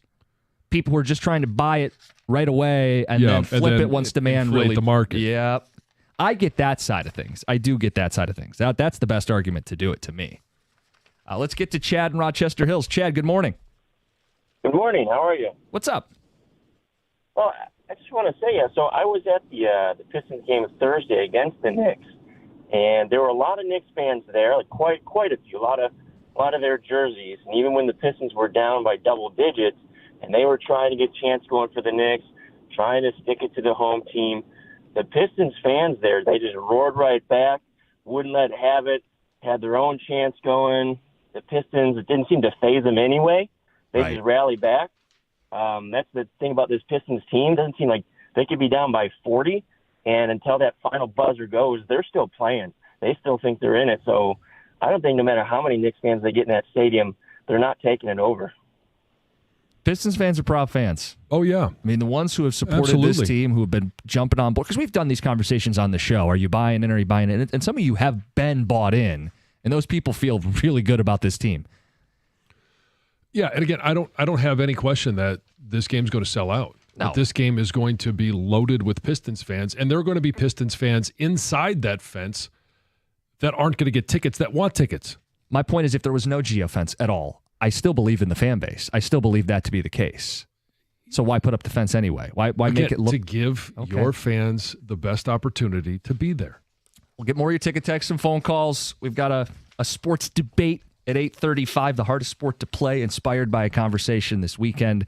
And the Lions poking around. Interesting visit ahead of the draft. It's 97.1. If your furnace or AC isn't getting the job done, do what I did and call the team at Mastercraft Heating, Cooling, Plumbing, and Electrical. And if you're like our house, some days the heat's on, some days the AC is on right now. Mastercraft has 24/7 emergency service, so you never have to be long without. And they back their work with a 5-year warranty. Now through today, April 15. Deadline's here. Buy a new furnace or AC. You're going to get half off installation. They have also got generators in stock, so give them a call now.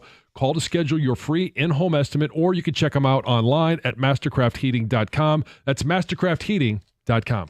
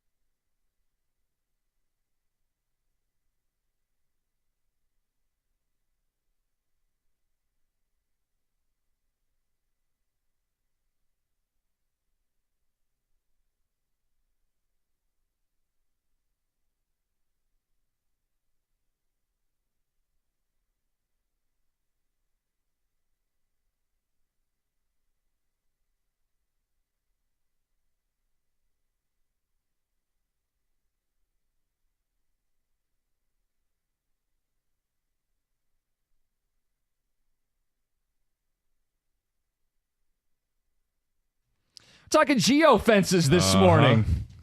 Nice job, Greg. Well I done. like that one. First text, Costa, shut up. You're not listening to John. It's to let our fans buy tickets. We have plenty of fans to fill the place. Yeah. And they should have first dibs. You only give them first dibs if you feel they need a boost. I disagree. I think it sends the message we need to give our fan base a boost. Only to individuals like you. No, because if you ask Lions fans if a team tried to limit you from taking over, you'd say their fans needed a booster seat. Has that ever happened? If it did, what would you say? Be Again, consistent. Don't we're just do the Detroit glasses. I'm not. NFL teams don't do this because they have large stadiums. And they have big fan bases, and there's some question as to the Pistons fan base. I don't think there's any questions. There's only questions in your mind about the There's Pistons questions fan that the base. team put a geofence. There are questions. They don't want Again, other fans a to buy the question tickets. in your mind that you made up. I'm not the only person who pointed this out. It was a headline on every paper in the city that they're doing this. They do it. Okay, it's a headline that they're doing it, and was the follow-up, if you read the article, was it, oh, well, we have a weak fan base and we can't sell our tickets? Oh, they're never going to publicly say that. They're going to, of course, spin it as we want to help. We want to boost up our fans and give them a chance to compete with Knick fans, because otherwise we'd be lagging behind Knick fans. That's why you do it. You don't have to agree with it or disagree with it. It's why you do it. You do it so that you can give your loyal fan base first dibs. That's the spin. Call it whatever. Okay, my spin, and then your spin. Yours I just is the disagree with your spin. Mine is regardless of market. My opinion doesn't change whether it's the Lions, Pistons, My Red opinion Wings. is not changing either. If a team did this in the NFL, you would say it's fine. Okay, yes, have they ever done it? Ticket Texter We're not says the talking Rams about- did it a couple years ago. I can't fact check it, John, but if the Rams did it a couple years ago, was it soft? Was it weak for them to protect their fans? Did it No say problem something with it. about Rams fans, though? Did it say something about the fans out there? I think it did. No problem with it. Okay. I get it. We don't want to upset the locals. I'm not doing this to upset or not upset the locals. I'm doing it because this is my opinion. Okay. And I'm giving you my opinion, how I see it. Right. Okay. Ticket Texter says, you know what's weak in all this? Having a catio. I agree. Another says, you know what's weak is going to the national title game, sitting in your seats and crying as another team celebrates. There were no tears in my eyes. I want that stricken from the record. No. Well, we wouldn't be able to see it because everyone else was standing up blocking you while they were cheering and you were arms crossed being grumpy. They should put tariffs on people who buy tickets outside the state. That's from Don in D.C. Now you're talking. Jesus. State tariff. That's amazing. Anyway, we're going to get into a debate off the air. Tom got this whole thing going, kickstarted, about the toughest things to do in sports, inspired by something over the weekend. We'll get to that at 8:35. The Lions with an interesting visit for the draft. If they went this way, I think people will get to what you would think. Raise an eyebrow. It would raise an eyebrow. Let's get to Heather with the news. Well, guys, more student athletes are joining the class action lawsuit against former Michigan assistant football coach Matt Wise. Mackenzie Johnson is one of those. A former Grambling State softball player is among the 42 women in this lawsuit that is accusing him of obviously hacking into their accounts to steal these private images. She is the first to use her real name. Everyone else is kind of going in as a Jane Doe, right? And she is the only one so far with no affiliation to the University of Michigan. But she did speak up during a press conference, and she said that she is very anxious about what is going to come of all of this, and she doesn't know exactly what personal information has been stolen.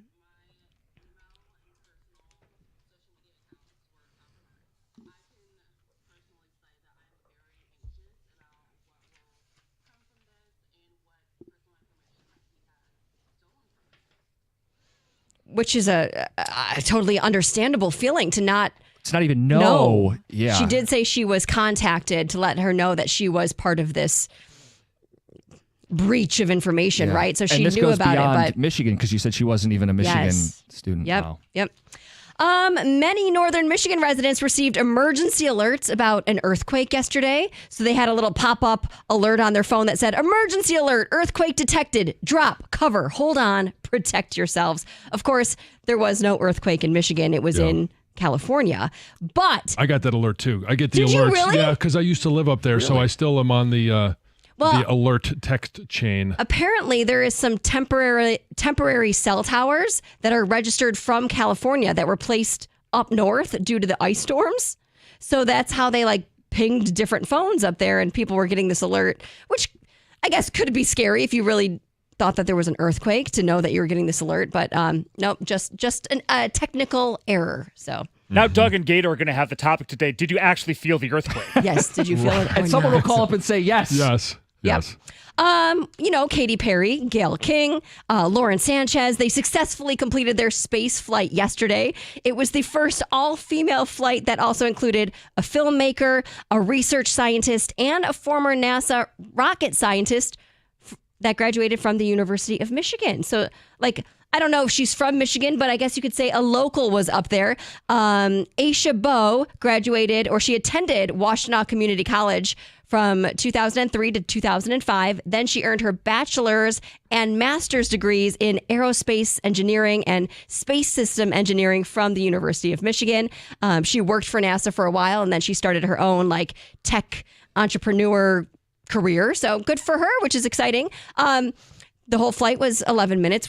I watched most of it here. I didn't realize how much controversy there was surrounding this and how much people... I didn't either until afterwards. I didn't either. It's not something I followed. It's not something I even really knew about. I did, so but... I don't know what you saw. I saw people, this is what we're using our resources on. Yes, and specifically a lot of the hate came towards Katy Perry. Oh, okay. People, you can understand why a former NASA rocket scientist might go up into space or a researcher, but then you have celebrities. But these are not the first celebrities to do this. We already had celebrities go up there. Were people mad when Strahan went up there? Because the other guys have done this, no, right? I didn't hear all this hatred when he went up there, but people are really upset about specifically Katy Perry. And, and shoot him off into space. Wendy's went after Katy Perry. The fast food chain. Did you see any of this? Well, they're savage on social media. They're very savage, and they went after her after she returned to Earth. They responded to one comment on X and then said, "Can we send her back?" They just went straight after her. I don't know if you saw when she got out of the little capsule, she kissed the ground. It was a little cheesy, dramatic. But anyway, they said, "I kissed the ground and I liked it." Haha, going after her lyrics. Yeah. She had to move a couple of Michigan freshmen out of the way first. Yeah, and then they went on to say, when we said women in STEM, this isn't what we meant. They were just going after her, one tweet after another tweet. Anyway, people were really up in arms about it. I didn't realize it was so controversial. Yeah. So anyway, did you see this? There is a reporter from the Atlanta Braves that's getting some serious attention after he scored a girl's phone number live on air. Oh, they're mad about this? Oh, yeah. Well, a lot of women reporters saying there's a double standard. It's misogynistic. Oh, interesting. So this was in the middle of the fifth inning on Monday night's game against the Toronto Blue Jays when this reporter, Wiley Ballard, I'm not sure how you say his last name, was able to pull off this move. So take a listen.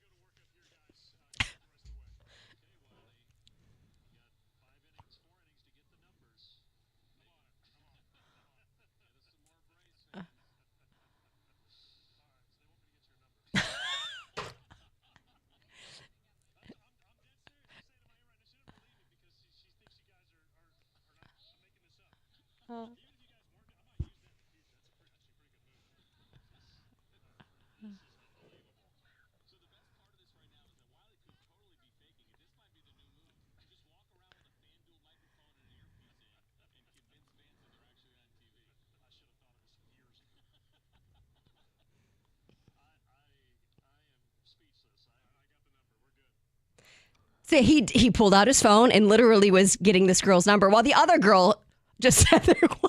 Also, he only got one of the girl's numbers that we saw anyway on air. But yeah, I initially saw it go viral. It was everyone's cringy. Like, it's funny, cringy, unique. You don't see it. No. But then I saw a bunch of women who work in media point out, we get this reputation as we're only here because we want to hit on the guys. We could never get away with doing that on TV, walking up to men and trying to hit on them and get their numbers. Yeah. It was seen as unprofessional. For sure. Well, this was unprofessional. Yeah, between all three of them. Yes. Yeah. It was cringy, but he's going viral. Yeah, so. it went viral. I saw it. It's Heather with the news.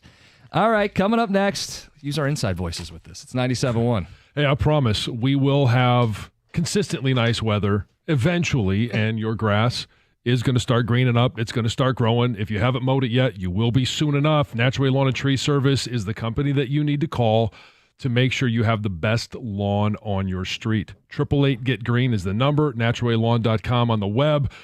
Purchase a full lawn program right now. You're going to get free grub control, but you got to mention my name along with 97.1 the ticket. And here's what you get when you hire Natural Way to manage your lawn. They're going to use fewer chemicals and environmentally sound practices, which I love. They're going to custom tailor a solution specifically for your yard and your home. They're going to communicate it with you. They've done a great job over the years with me on that. They're a locally owned company for over 3.5 decades. So keep your money local. And they're going to give you 100% satisfaction guaranteed. If you saw crabgrass last year, you don't want to see it again this year. That first application is the most important because if you see it this year, it's too late to fix it. Give them a call now, 888-GET-GREEN, or on the web at naturalwaylawn.com. Natural Way Lawn and Tree Service. Get green, stay green with Natural Way.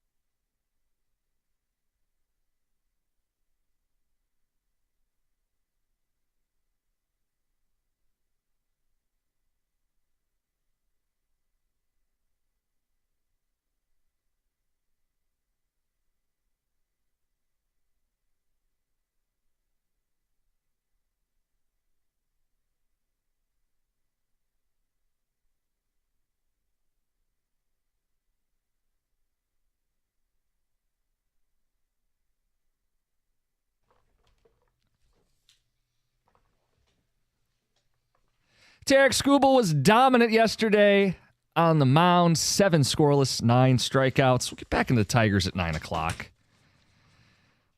Also want to get into the Lions. John, I'm sure you saw who they had visit. Oh, I did. And it was an eyebrow raiser. What does this mean for the Lions? Would you be in favor of making that pick? We'll get to it. Tom, we all watched the Masters this weekend. You had a takeaway from the Masters across all sports. Yeah, I mean, it just kind of always, when you get the first major, it re-enthuses me on this, my thought and my opinion. And I'm going to be clear, this is as subjective as it gets in terms of a debate. But I think it's a great, like, bar room, guy sitting at the table, and we'll include the girls too, but Thank you. What is the hardest sport to play? And I really settled on this in the last probably 5 to 10 years or so. I think golf is the hardest sport to play. And the reason I think that is, number one, is that you're by yourself. And there's a clear level of failure or not fail, and it's called par. They tell you what you're supposed to score, and if you don't do it, you failed.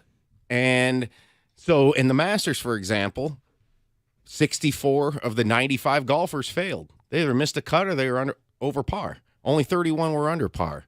Now, I have massive, massive respect for baseball, and I think the debate is between these two because I get the whole moving ball aspect versus it doesn't move in golf, but I'll counter that with you're playing by yourself and you don't have 9 guys in the lineup to help you or a team of 25 people to pick you up. You got a caddy and maybe a golf coach, and that's it, and an agent, and they're not on the course. Only the caddy's on the course with you.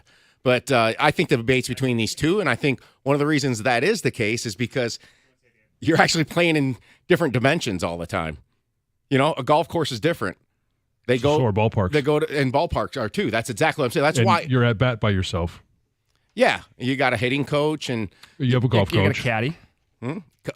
A caddy's not a coach. Look. Oh, he can be. I would disagree. Some of these guys swear by their caddy. Yeah. Oh, I know. They need them. Don't trust me. They need them. So you do have help. You have help, yeah. But I think you have more help in baseball. And I'm very... But you need it. The 99 mile an hour whizzing by you. So 31 guys made par? 31 guys were successful? Yeah. It doesn't sound very unique. Well, baseball, I think you fail about the same rate. You fail a lot in baseball. Yeah, because walks are taken out of AB, so when you start putting walks with hits and stuff, you're getting on base. I like on base percentages, the stat of whether you failed or not in terms of hitting. I won't make the case that golf is easy to play, but I was shocked that you said this was the sport that was the toughest. It's in the head. I think that the mental challenge of golf is unmatched. I do. And I think let's ask Colt Keith about that, or let's ask Simone Biles. Yeah, I agree. I think it's harder. Gymnastics is a very mentally heavy sport. Yes. I think what you saw Perfection. On Sunday was the unraveling of a guy that was nearly torn apart in the baggage and the mental games that were playing him. One of the best to ever play the game, Rory McIlroy. His reaction was everything he was carrying. I haven't seen that many times in sports.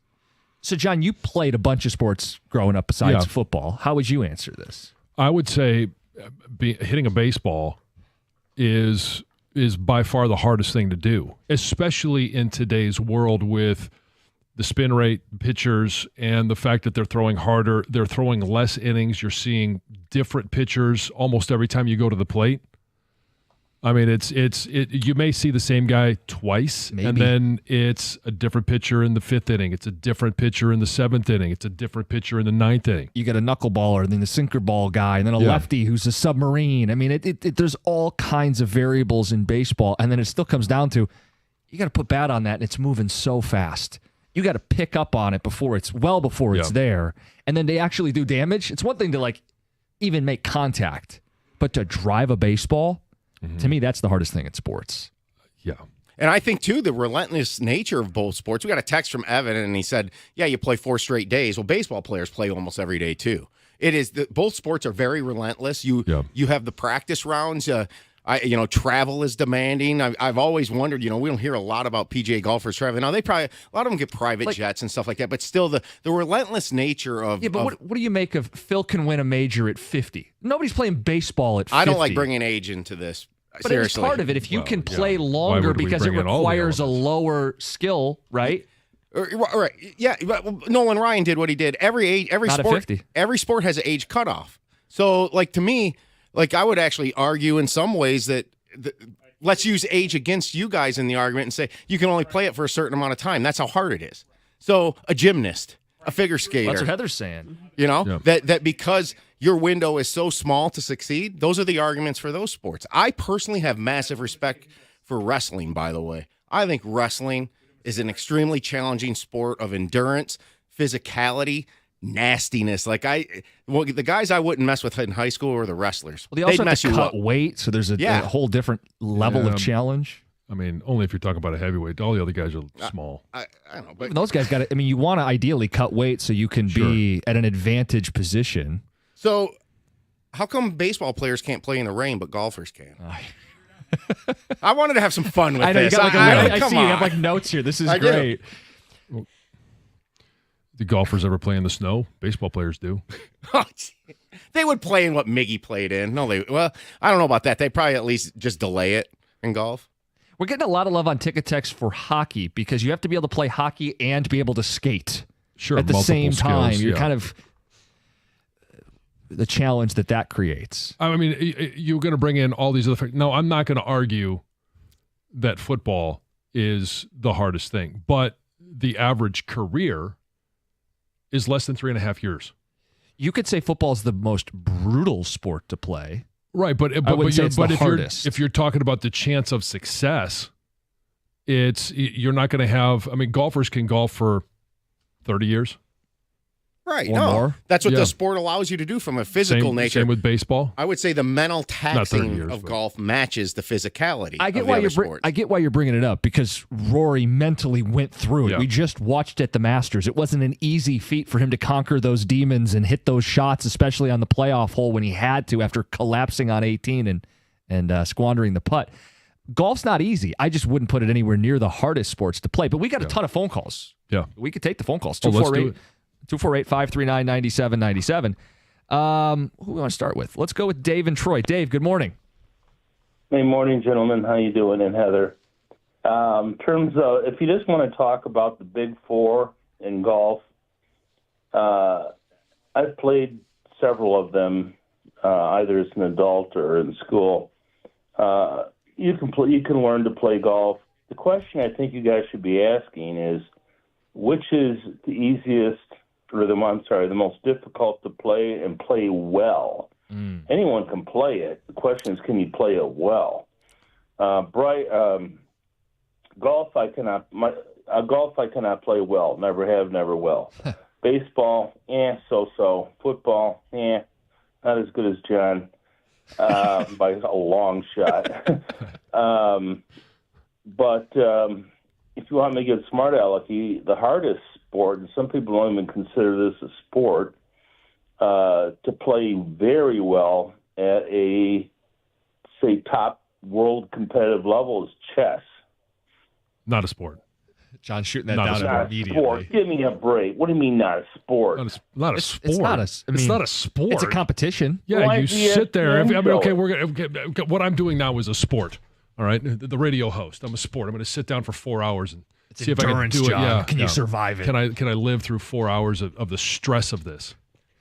Make good decisions. Well, not then get if you want fired. to do that, then I would say hockey, because I couldn't ski. I could not skate more than 3 feet, which kind of makes playing hockey difficult. Sure, yeah, you have to be able to skate to play hockey. And then their shifts, by the way, are brutal. Like, there's a reason guys aren't out on the ice for more than 30 to 45 seconds unless, it's dire.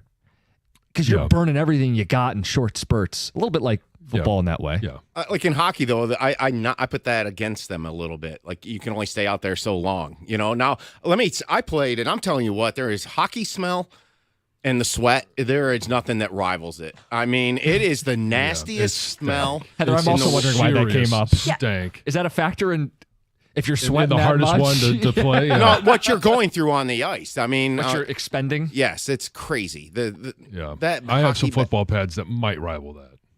We got a text from Evan Some Jenkins. serious stank. Oh, I don't want to know about that. No, it's just, I mean, but it's not quite as bad as it used to be, because whether it's college hockey, youth hockey, yes, that stink is there, but youth, college hockey, pro hockey, like, you walk into these locker rooms now and they have like different holders for you to put your pads on so they get air dried and they're not rotting in a bag. They don't sit in a trunk and freeze. Yeah. Frozen hockey sweat. Yeah. You're not getting out of the ice house mid-July and then that sits in the trunk for a day. Oh, it's awful. Evan Jenkins has texted us. Chess is recognized as a sport by the International Olympic Committee, John. Why is it in the Olympics? I don't know. These are great follow-up questions. Yeah. We've got a bunch of calls to get to. There's no way I'm betting on that one. It's not a sport. I'm with you. Yeah. No, I'm speaking to Evan right now. Okay, Unified Front. Hey, Evan, take a hike. Mm-hmm. We got a bunch of phone calls to get to. Hang tight. We'll hear from you. The hardest sports to play. Lions, who they brought in for a draft visit, 9 o'clock. What does that mean? It's 97.1. Hey, during the NBA play-in tournament, which is going to kick off here soon, FanDuel is giving all new customers a shot at $250 in bonus bets. Join FanDuel today, and you're going to get started with those $250 in bonus bets if your first $5 bet wins. So pick something easy, something that's a quote-unquote close to a true thing. From three-pointers to steals to assists, FanDuel has so many ways to get to bet your favorite player props. Plus, after the game tips off, nothing ends. You can combine live prop bets into a same-game parlay for a chance to win big. All you have to do is visit FanDuel.com/971Detroit to get in on all the NBA play-in tournament action. That's FanDuel.com/971Detroit. FanDuel, official sports betting partner of the NBA. Must be 21 or over in present Michigan. First online real money wager only. $5 first deposit required. Bonus issued as now-withdrawable bonus bets that expire 7 days after receipt. Restrictions apply. See terms at sportsbook.fanduel.com. If you have a gambling problem, call 1-800-GAMBLER.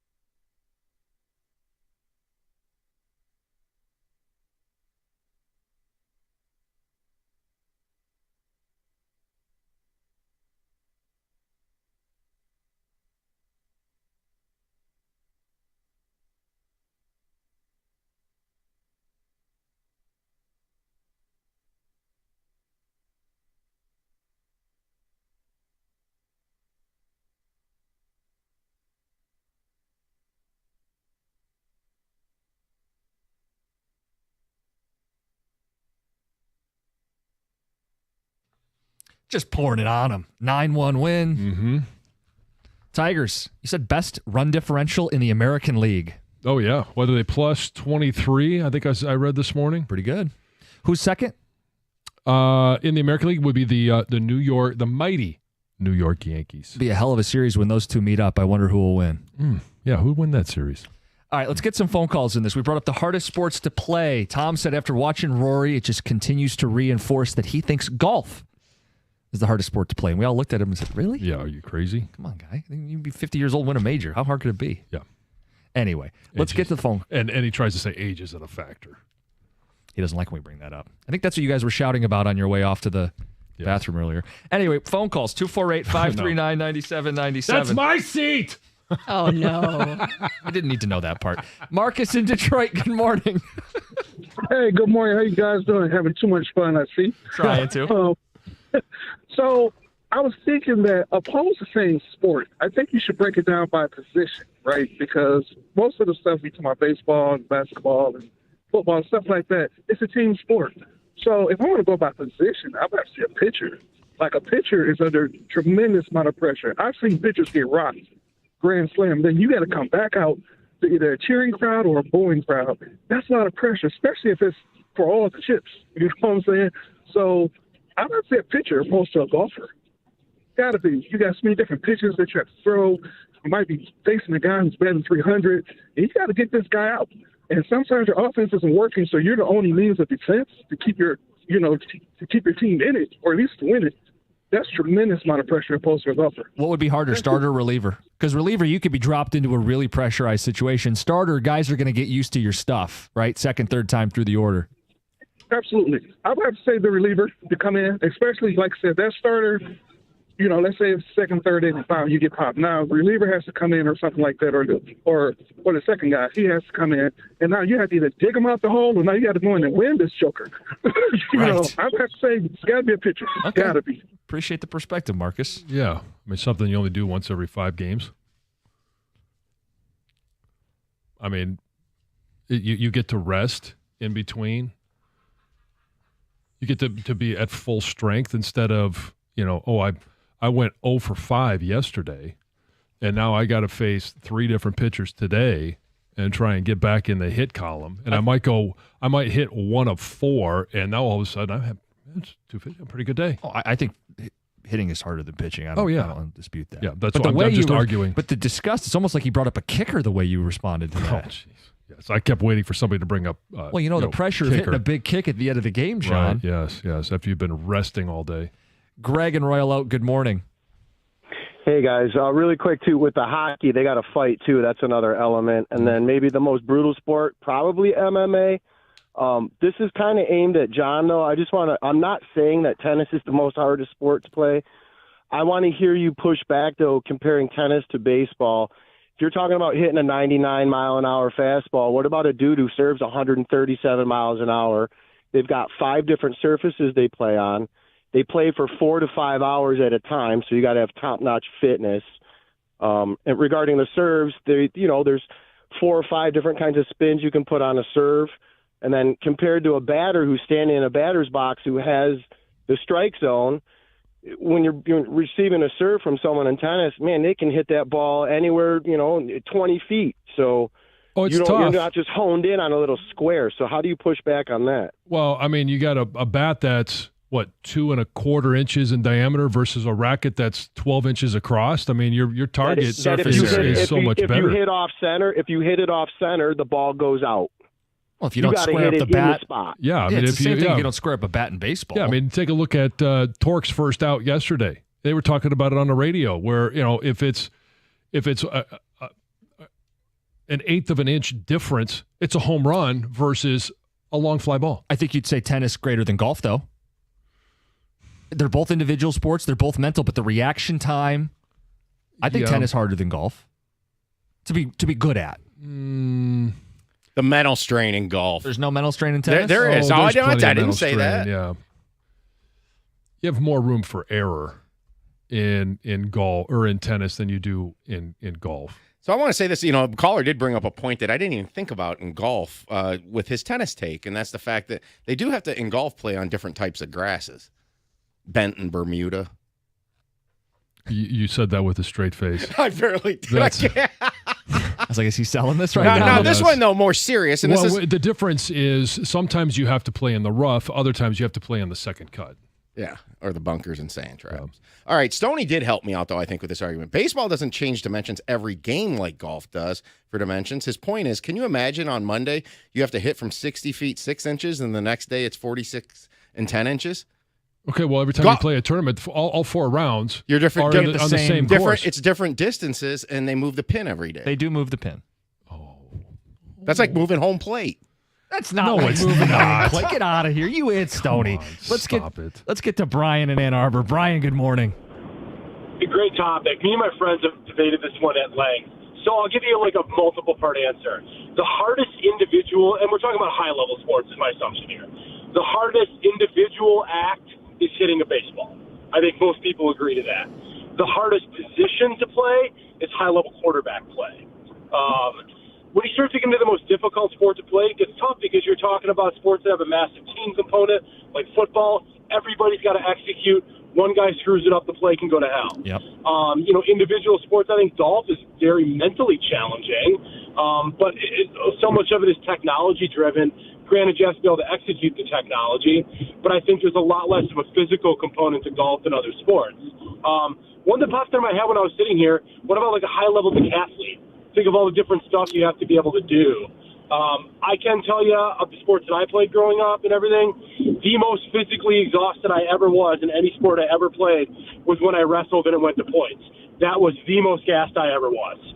So I think physically, you could certainly argue that, a high-level collegiate wrestler, the physical conditioning you have to have for something like that, the strength could certainly be up there. But, hardest is a debate that'll never die, and that's what's fun about this topic. That's part of why you brought it up. It's a good convo. Uh-huh. Like another call? Yeah. Noah in Utica. Noah, good morning. Hey, guys. I kind of wanted to harp on a couple callers ago. Basically, I'd definitely say batting is by far the hardest probably thing to do. But there is a case to be made just for individual sports being harder to reach that quote-unquote success level, being that you can have a bad day playing baseball, but you could still end up winning when, Rory couldn't come out with a win after having a bad day. So it's a little less forgiving. Well, you can have a bad round and still, make up the difference in rounds 2, 3, and 4. Yeah, also, but that's just the point about team sports versus individual sports. Any team sport, a teammate can pick you up. Yeah. Doesn't mean they're easier to play. Right. Or skills easier to perform. Right.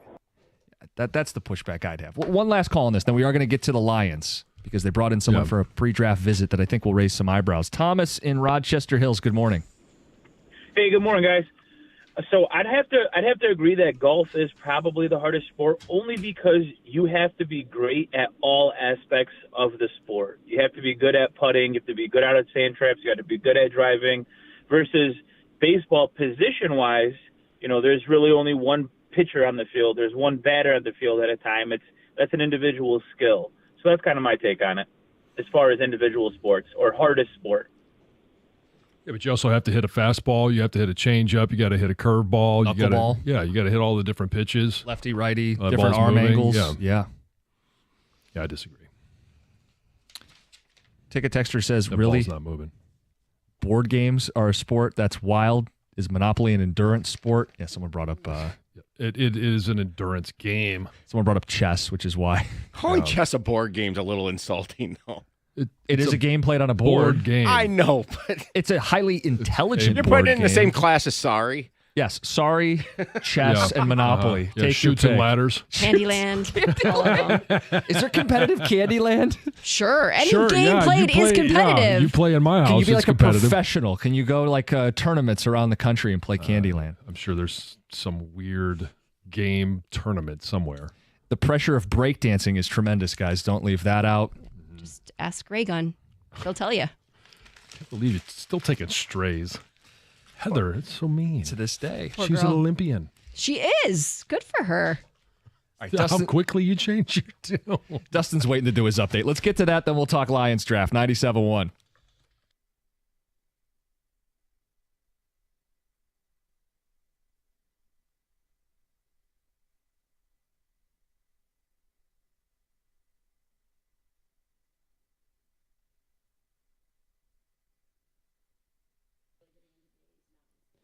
Brought to you by Moran Buick GMC. Tigers picked up a win last night in Milwaukee, 9-1, led by Tarik Skubal, pitching 7 scoreless.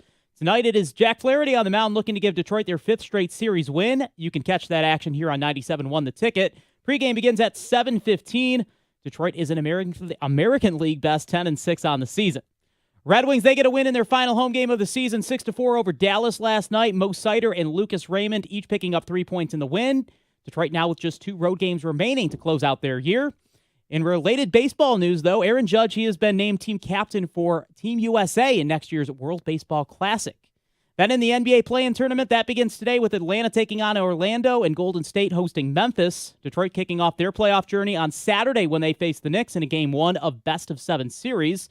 Finally, the Vegas Raiders' Max Crosby will now be a part of Eastern Michigan. He has accepted the role as their football program's assistant manager, making him the first-ever NFL active player to hold that position as assistant GM. From the Ticket Update Desk, I'm Dustin Fiocco. For details on these stories and more, you can stay right here on 97.1 or head to 971theticket.com.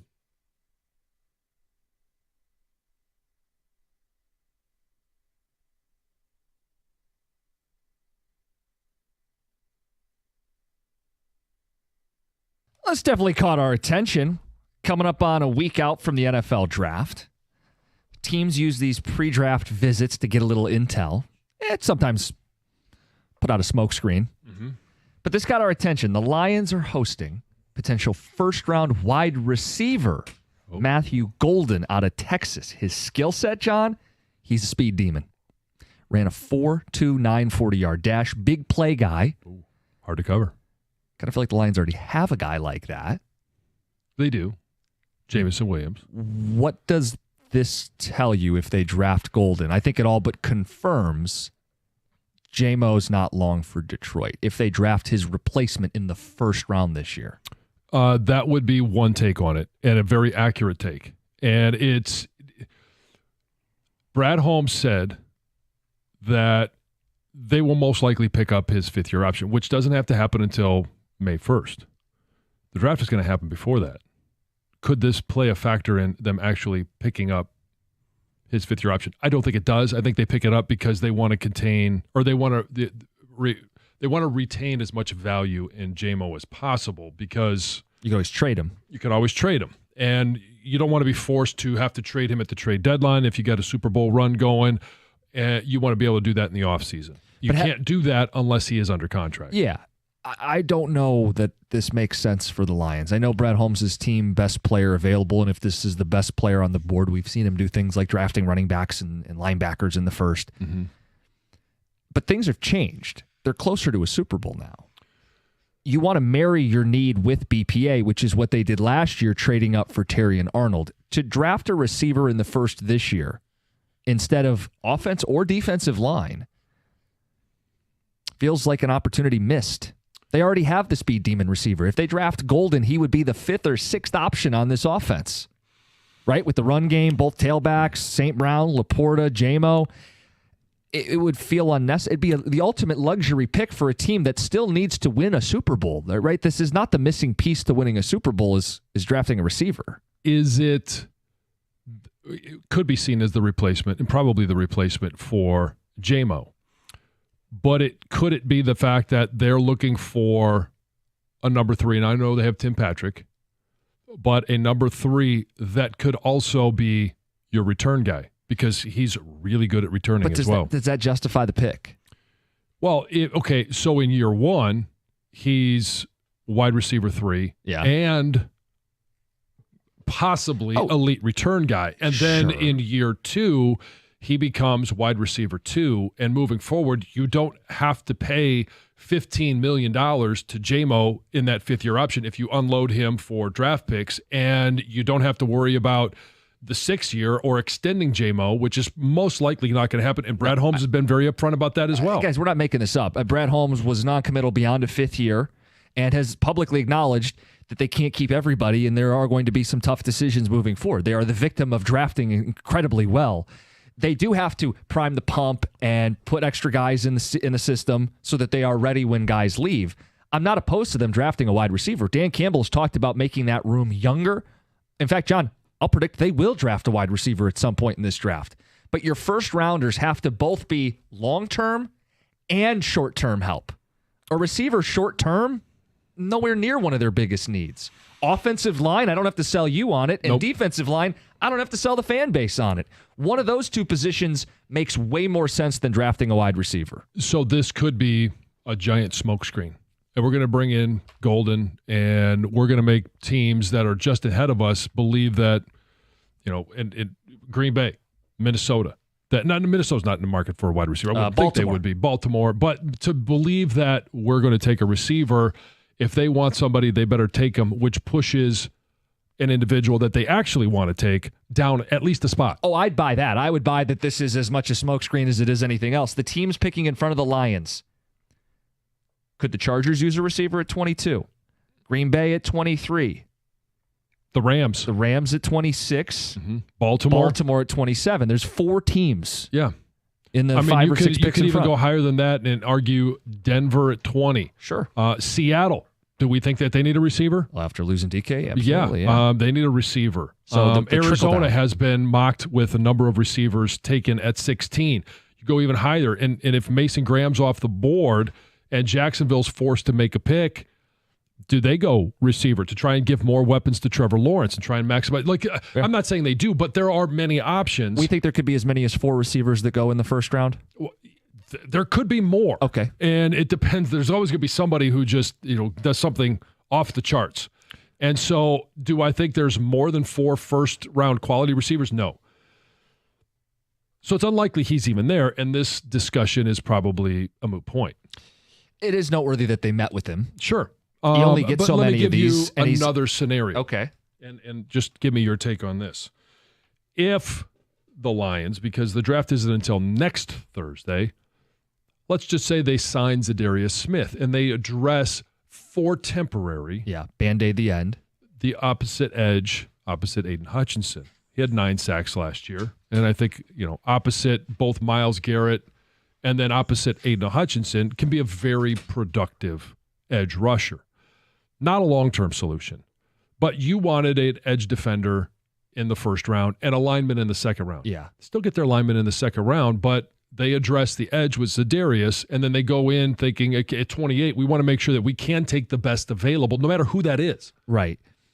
If they sign an edge, Zadarius or otherwise, before the draft, you can never have enough pass rush. You could still get your long-term defensive piece. tackle. Or that's the other option is you go interior knowing, hey, I'm not going to have Aleem McNeil for the first 2 months of the season, and I still need to help my edge guys. We saw Philadelphia. They also got pressure from the inside. It was 4 across that line and rotating guys in. You can never have enough dogs on the defensive line. So if they add Zadarius, I'd double down and still get a guy who can impact the passer with that first pick. But that's with the thought that they're going to take position specific at 28 versus best available.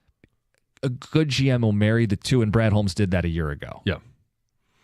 So receiver feels out of left field. I'm not disputing that they could use running back the depth. felt like it was out of left field. Well, okay, linebacker felt like it was out of left field. They've been, but are they good. not? Are they at a Have different? But are they at a different juncture of the organization now? Yes, I agree with that. And I'm not sitting there, saying I want a receiver at 28. I'm just playing devil's advocate. I'm trying to really just get underneath your skin. Is what you're doing. But it's. I don't think it's out of the realm of possibility that they would do that. It's not what I would want at 28, especially if they don't address the edge position before the draft. I just think it would raise more questions than. But they can also answers. add Zadarius after the draft. So it's. I mean, he's still there, and nobody's beating down his door right now. If you're just tuning in, the Lions are using one of their visits on a first-round prospect, wide receiver Matthew Golden. How would you feel if they end up making that pick at the end of the first round, speedy receiver out of Texas? John, to me, it offers more questions than answers. It offers a question about why him and J-Mo. Are you trading J-Mo? If you're trading J-Mo, are you actually making it harder to win in 2025? By bypassing offense and defensive line, are you making it harder to win in 2025? We know their focus is on long-term success, and that's what the draft is all about. But your first-round pick helps you with both instant impact and long-term. Receiver, they don't need the instant impact from a speedy receiver because they have J-Mo this year and with a 5th-year option the next 2 seasons. Would this be an upgrade over Tim Patrick? Yes. Okay. Would this possibly be an upgrade as a returner over Khalif Raymond. Potentially. I don't want to undersell what Khalif Right. does, but this guy's more I think explosive. just like running backs, I think there's an expiration date on return guys as well. And Fresh legs. Yeah, Leaf was hurt for a large part of last year. We'll collect the ticket text on this, 248-539-9797. It's interesting. We're coming up on a week out from the NFL draft. It's 97.1.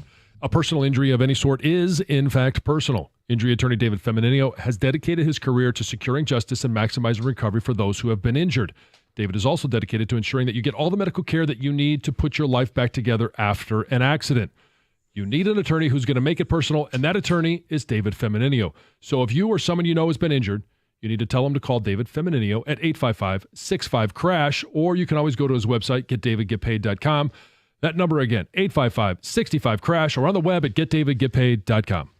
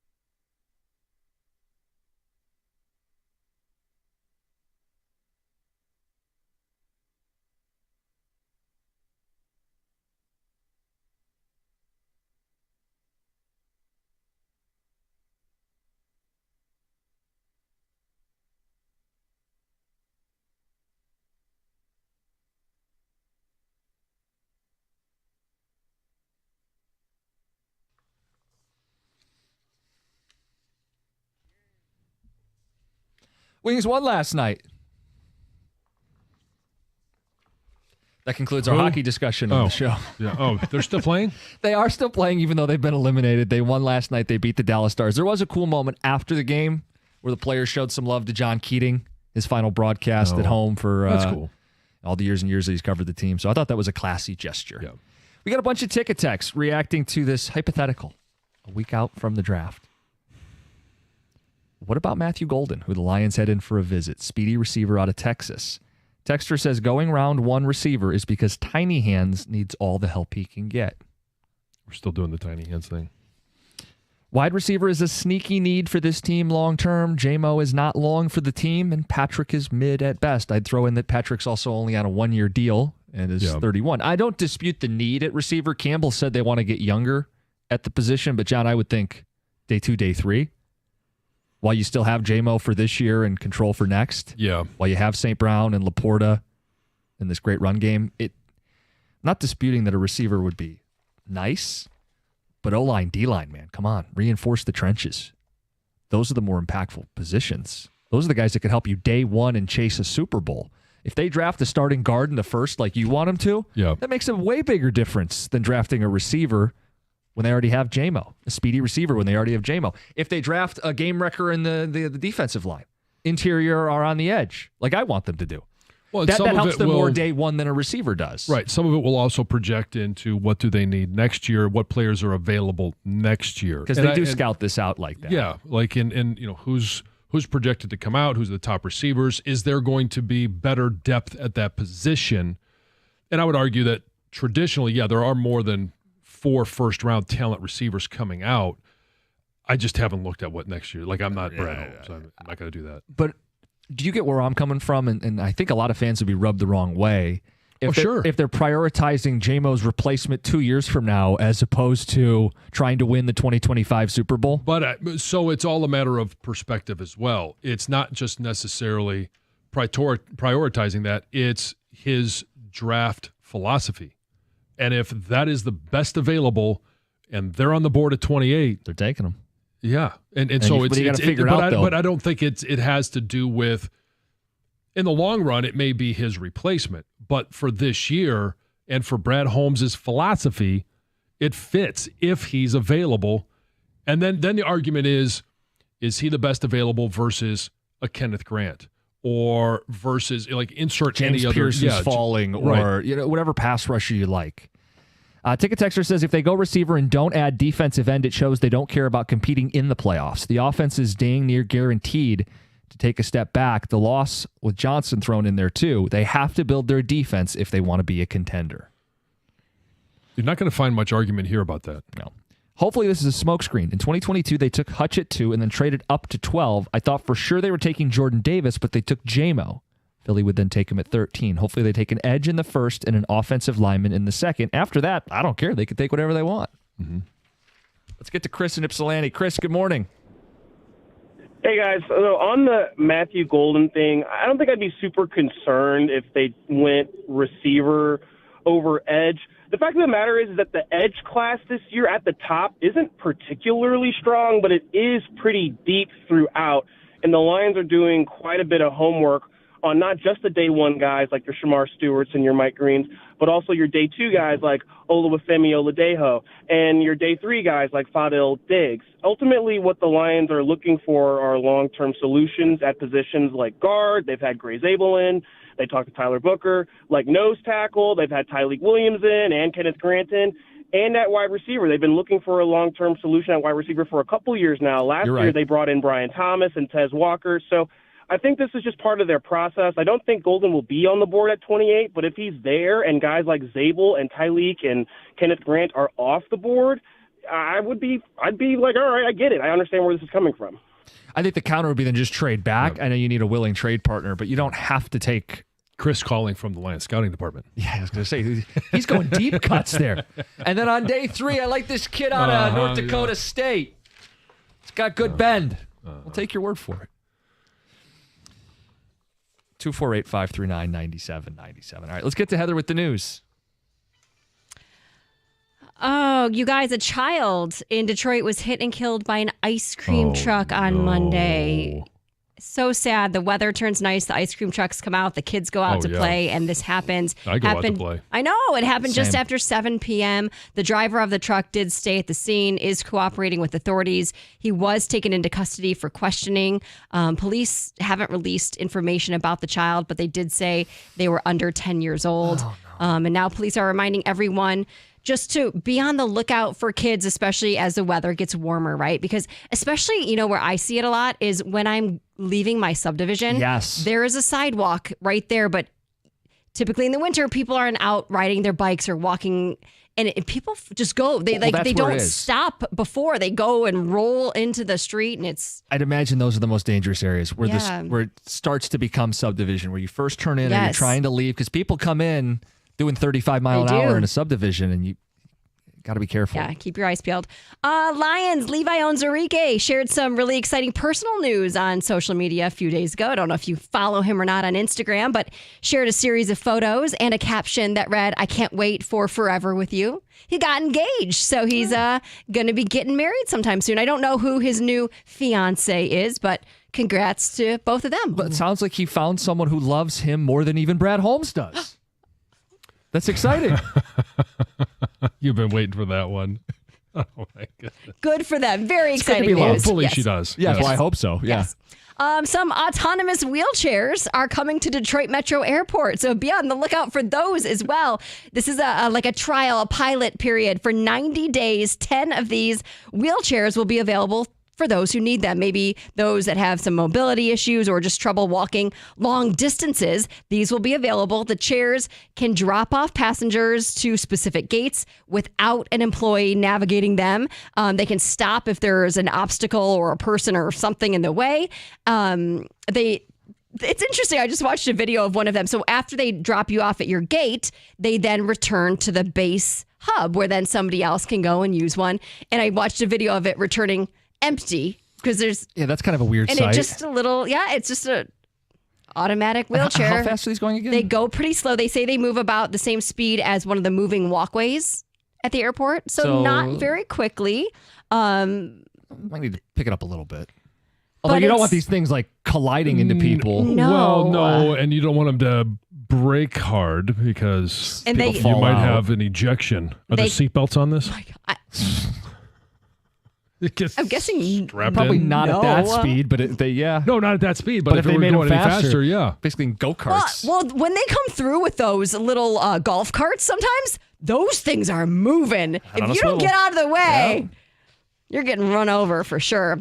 JD Vance, did you watch this video? Oh, He ended the Ohio State football team's visit to the White House on Monday by fumbling the team's national championship trophy. Typical Buckeye. So after several speeches out on the South Lawn, he tried to hoist the trophy off of a table, and that's when things kind of went awry. So he went to grab it. A player was also going to help him with it, and it split apart in two, basically, and the base of it went tumbling onto the ground. It's because he had the rolling hand there. in two different spots. Yeah.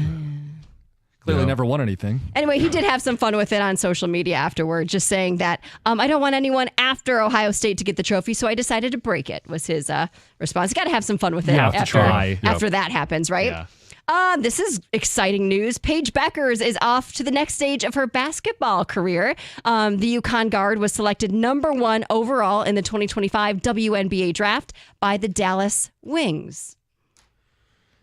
It's exciting. Yeah, Yeah. look, she rounded out her career at UConn with the national With the national championship, and She's yep. gone through some injuries. Kind of a cool story. Couple ACLs. Yeah. Yeah, really happy for her. She's likable, And too. She is a likable. I was just looking at salary. What she'll make. Probably not that much relative to professional athletes. It's not much at all. So she, I guess, will make $247,000, a little bit more than that, on a 3-year contract. So in 2025, it will be just over $78,000. Yeah. 2026, just over $80,000. 2027, just over Yeah. $88,000. When the WNBA starts making money, Mhm. they'll start paying more money. Yeah, exactly. It's Heather with the news. Got some people who want to weigh in on this Lions receiver in the first round business. We'll have that conversation. Plus, what do you want to see come to the city of Detroit? It's 97.1. Hey, speaking of money, let's talk about your personal finances. When it comes to managing your finances, you need a bank that gets you and is genuinely interested in your success. That's why I bank And I think you should as well with First Merchants Bank. Whether it's your business banking or day-to-day personal banking, First Merchants Bank is 100% interested in helping you prosper. First Merchants bankers are attentive. They're going to sit down with you and ask you a bunch of questions. Then your answers are going to instruct them on the financial plan they put in position for you. When you make the switch to First Merchants Bank, you're also going to get access to their highly rated mobile banking app with innovative personal finance tools. Plus, they're deeply connected to the community's needs. This is where they live and work. It's their community as well. And they volunteer and donate to local causes to ensure that we all prosper together. This is the difference of a 100% interest in you. For a better banking experience, visit firstmerchants.com. That's firstmerchants.com. First Merchants Bank, helping you prosper. Member FDIC, equal housing lender.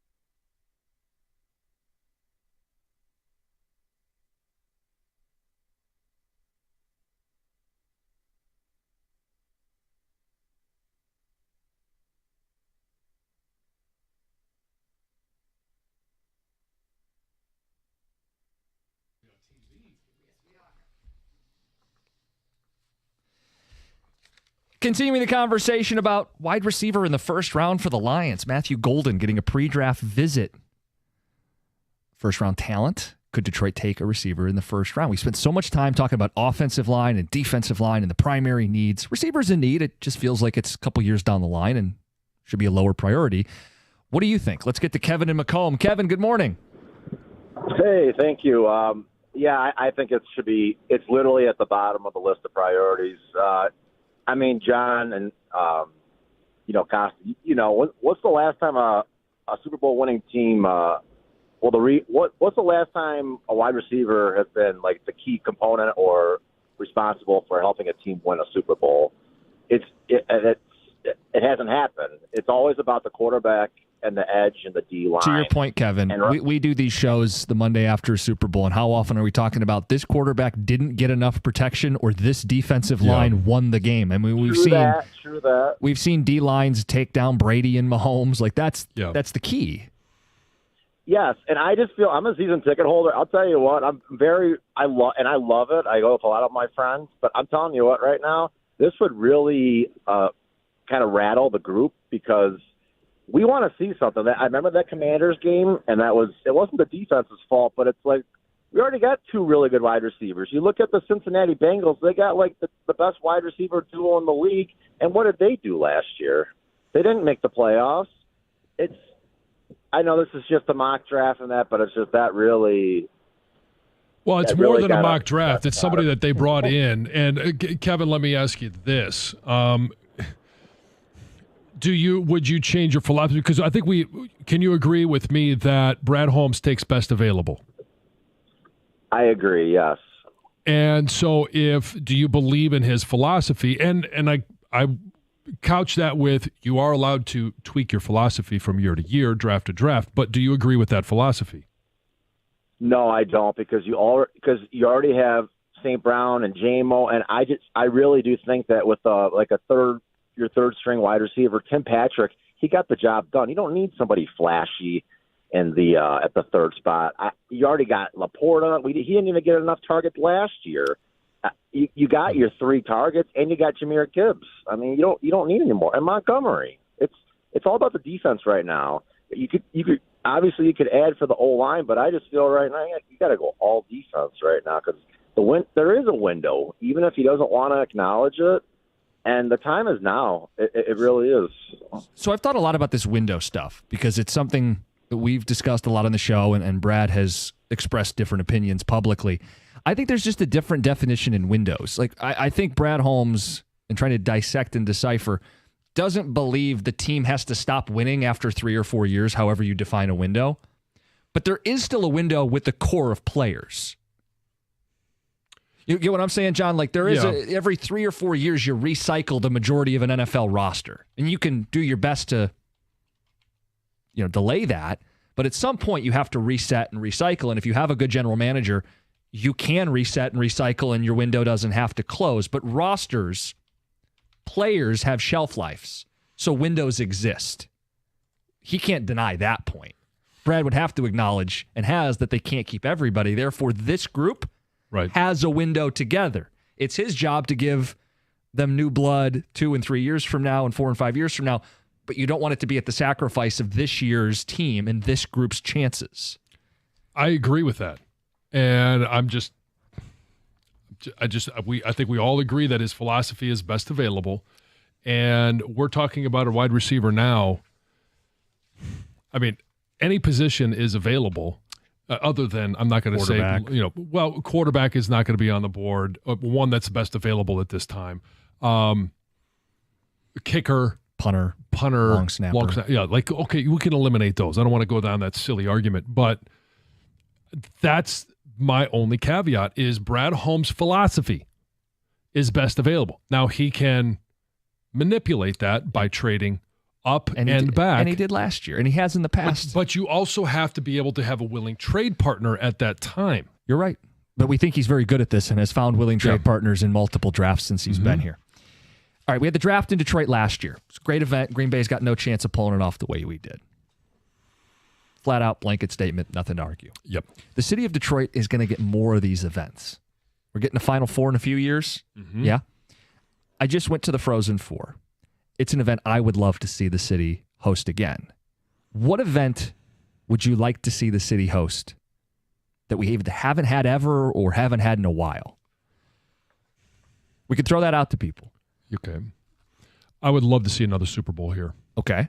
Would love it, especially with the fact that Detroit has shown, whether it's hotel rooms, buses, transportation, that they can manufacture what a major event needs. And they can host a major event. Downtown is built for major events. I want a Super Bowl again. We should be in the rotation. We're a cold weather city, but we play the game indoors. Yes, it's It's well documented. As Todd Bowles will attest to, it's inside. It is inside. And we've shown that we can host big scale NFL events. What we haven't seen, though, is LCA has not hosted an all-star game in either the NBA or the NHL. And I would imagine the Frozen Four, it was at Ford Field last time, would make a lot of sense in the brand new hockey arena we have in our city. LCA has not hosted any of these prime events. We had some early tourney games. But the Final Four is not going to be at LCA. It's going to be at Ford Field, right? That's where they play all these Final Fours. Right. Football stadiums. Is there a requirement in the selection process that your team has to be competitive? Like there needs to be a prize for a team that is competitive. An all-star game for the Pistons. I don't know if it's explicit, but I wouldn't be surprised if it's rule. It may be, but now that the Pistons are, but that's my point. The maybe Pistons that opens are now the door. a legit team, and because you want to have participants in the game that are of the hometown crowd.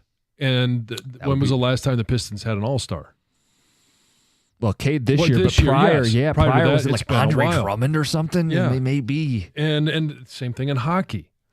Like you want to have, and maybe not just one, but maybe even two participants.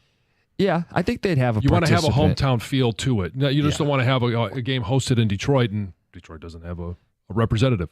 Look, I think that arena was built for hockey. The Pistons have made it their home, and they got a chance to host some big playoff games coming up. But that was made for hockey. And the fact that the Frozen Four hasn't been here, the fact that the NHL All-Star Game hasn't been here, the fact that we haven't the Frozen hosted, Four needs to be in the rotation. Just so people understand, it went to Detroit a lot in the early days of this tournament. From 75 to 1990, 5 different Frozen Fours were hosted in Detroit. Since 1990, we've had one. It was in 2010. And it was at Ford Field. Well, yeah, and the other one was supposed to be in 2020. But COVID happened, and they haven't made that up. Right, and as you mentioned, it's not in the lineup for the next 3 years. No, the next 3 years for those that are super dialed into the Frozen Four. Vegas, D.C., and Chicago. Chicago getting another one over us. Yeah. What do you guys want to see in Detroit? 248-539-9797. Mike, good morning. You're on 97.1. Hey, good morning, guys.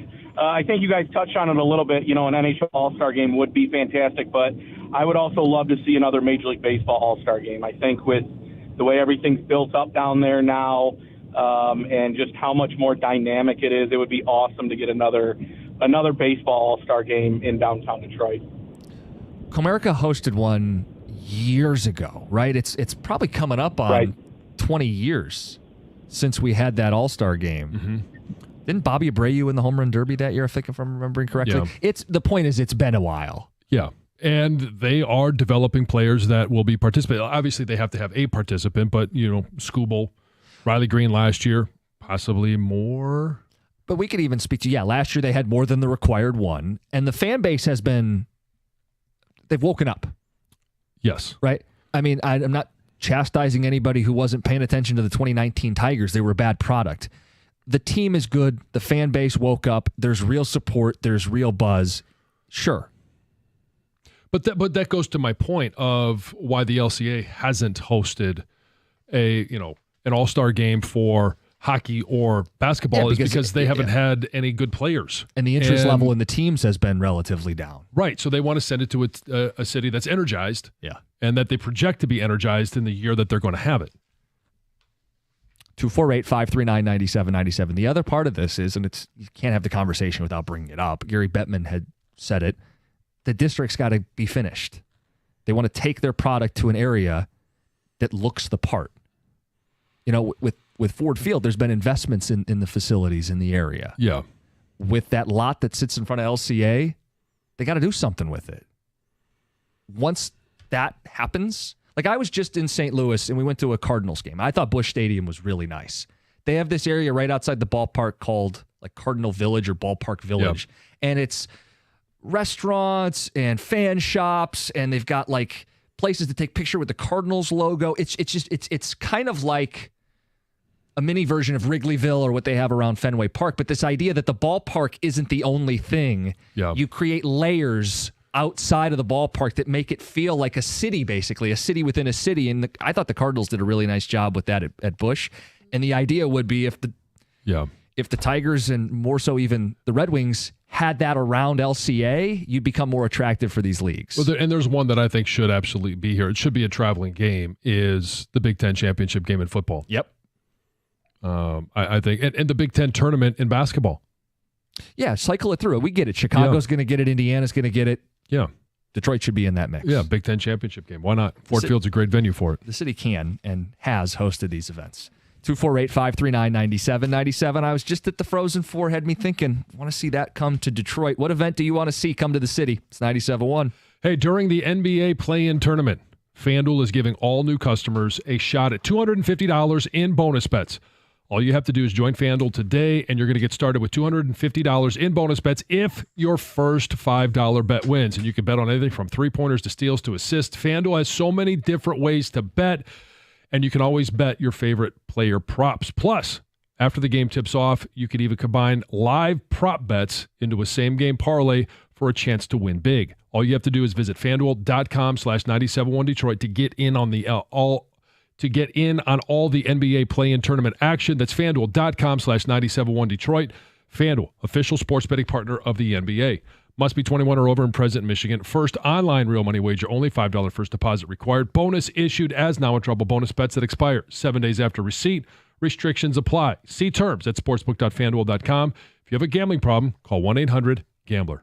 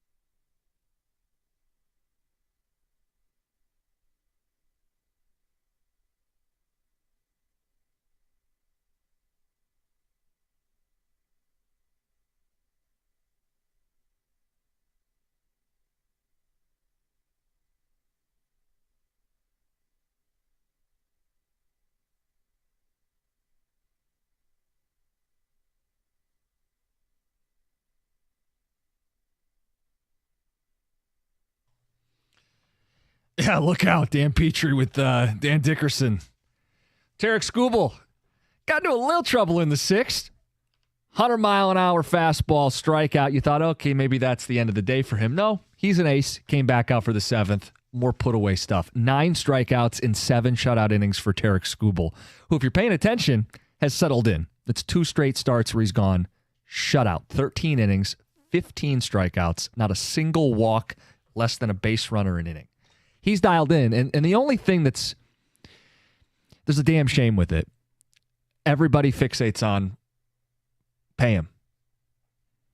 We can't even just let him get his footing here. It's, well, is he going to be here long term? Is he going to get extended?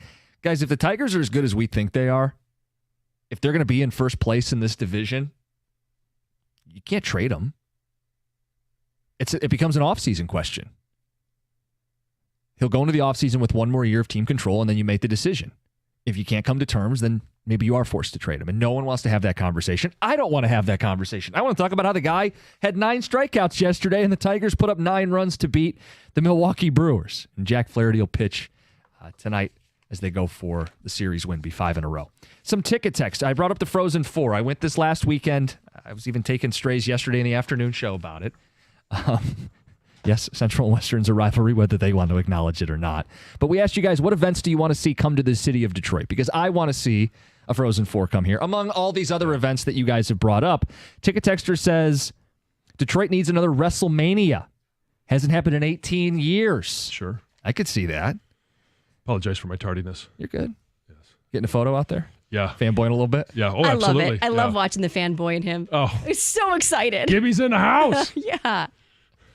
Last, everybody probably heard the story. Stoney ruined it. Oh, Stoney ruined it. Yeah. So God loves Stoney, right? He set it up. I was at the game, made the connection because he knew my fandom for Kirk Gibson, and Stoney takes a picture. I get home that night, and there's Stoney's finger. I didn't hear that story. Oh, yes. Oh, yes. that and is I was totally so Stoney excited. move. I was so excited to show my wife and show the kids. Look, I met my childhood hero. It's everything I ever thought it would be. Look at the pic. Oh my gosh. That's classic. But you got a photo now. I got a photo now. And no one Did you check it? Double check. Better double check it. Building. Yes. Who took it for you, Lori? No. What are the other Was it ladies a out there? female? Yes, Okay, then you're good. Yes, So it's yes. funny you say that. That is a real thing. Oh, 100%. Oh, yes. Oh, If you want she a took picture, a bunch take of it. pictures. I got a handshake. Yeah. Oh, wow. She's my hero, too. Yes. If you're looking for a photo taker, It's an funny. unspoken It's happened thing. to me when we Yes. were in line at a concert. This guy kind of walked down the line and was eyed everyone. He's like, "Can you take a picture for me?" I'm like, "Sure." And Colin's like, "What's wrong with me?" I'm like, "Oh." Yeah. We take a bunch. We'll take a bunch of photos. We'll capture the key. moment. A little vertical, horizontal. Oh, yeah, she did it all. Yeah, she got the hand. handshake. She got Yep. the action photo. She got the pose, everything. Perfect. Oh, yes. Good to go. Throw No a video thumbs. in there, everything. Yeah. Whatever you need. You got it. Perfect. Good to have Gibby around here. Yeah. He's What we were recording talking some about. stuff. Yeah, I told him we're gonna be there as a show on the 23rd. On the Gibby game. Yeah. Yeah. Right around the corner, a week from tomorrow. Someone said WrestleMania, John. I take it you're not a big wrestling guy? I was as a kid and loved it. I would love for it to come back. I'd go. 100% I Who were would the go. big wrestlers when you were watching it? Oh, well, it was Hulk. It was Andre the Giant, Junkyard Dog. I mean, yeah, it was. The heyday. Oh, yeah. Yeah, you were right in that sweet spot there. I went to WrestleMania 3. Oh, wow. That was, I'm telling you what, that was unbelievable. When Hogan slammed the Giant, I can still get chills from that moment. They every once in a while you see the video. It comes up on social media, and my algorithm, it comes up every once in a while. The first to fail. And then the Hulk Hogan starts to shake a little bit. And all of a sudden he gets this superhuman strength and he picks up Andre the Giant and the place goes nuts. Yeah. And then a great secondary match was Ricky the Dragon Steamboat and Randy Macho Man Savage. Mm-hmm. One of the best wrestling matches I've seen. Yeah. Texas says the last time we had it was WrestleMania 23, 18 years ago. So We're due. Detroit should host WrestleMania again. 2-night event now. Could bring a lot of money, ton of money to the city, Derrick and Washington Township. Pickleball championship matches. Is there like a big pickleball championship that would draw a the crowd? Pickleball is huge now. No, I'm I not know, sure but how much of a spectator sport Yeah. it is. U.S. Open, Oakland Hills. Sure.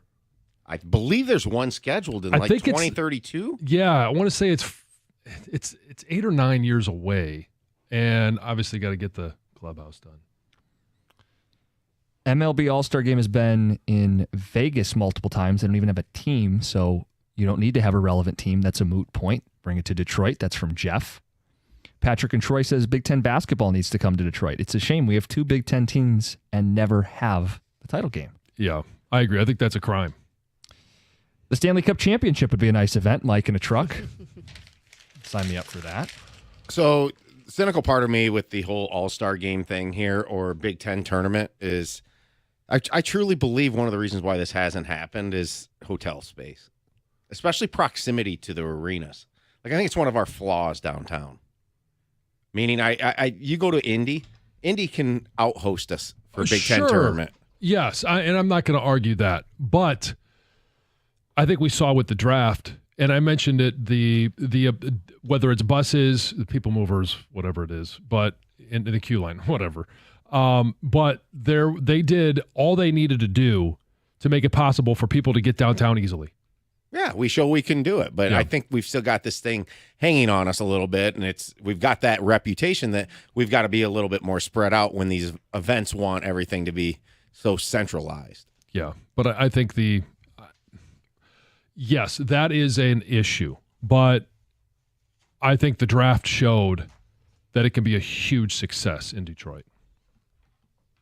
Do we have a hotel problem? I wasn't aware that we had a big downtown hotel problem. I maybe overstated that a little bit. Okay, sometimes the right words don't come out. No, but I think everybody understands what you're talking about. In Indy, it's all a walk to. It is such a perfect setup down there. Yeah. It's like, why would the Big Ten tournament walk away from that in Chicago? I kind of get it. guess But just we like should a- still get one because we've shown we can handle it. It's different if it's Ford Field versus LCA. You don't need as many hotel rooms. Well, and just pulling it up on maps, I mean, most of the hotels are the opposite side of the highway of LCA, and most of them are towards campus marshes. I'm a walker. I'll walk. Yeah. It's not an issue, but I think there are people who. No, really, those that's a boots, deterrent those boots for- are made for walking, That's are right. they? That's just what they'll do, John. Anyway, we got Gator coming in. Were you getting a photo out there with Gibby too? Just John. No, I didn't get a picture. You're chatting up with him? Yeah. Yeah, We just it's kinda awesome. talking with him. Yeah. Great to Doug, see Gibby. Good spirits? Hanging out. Yeah, Gibby's awesome. Yeah. I mean, I had the great fortune of working with him 20 years ago when he was here. 'Cause he at the did talk station. shows, yeah. Yeah, he was part of the afternoon show with Gary Danielson and Eli Zaret. So I had the great fortune to fill in for Eli on occasion and work with both of those guys or work with just one of them. In fact, Gibby and I, we were on the air and we broke the news that John L. Smith was hired. Gibby gets a phone call. Yeah. And he's like, I'll be right back. I'm like, what do you got? Yeah, what's going on, dude? And I'm like, no, not right before a break.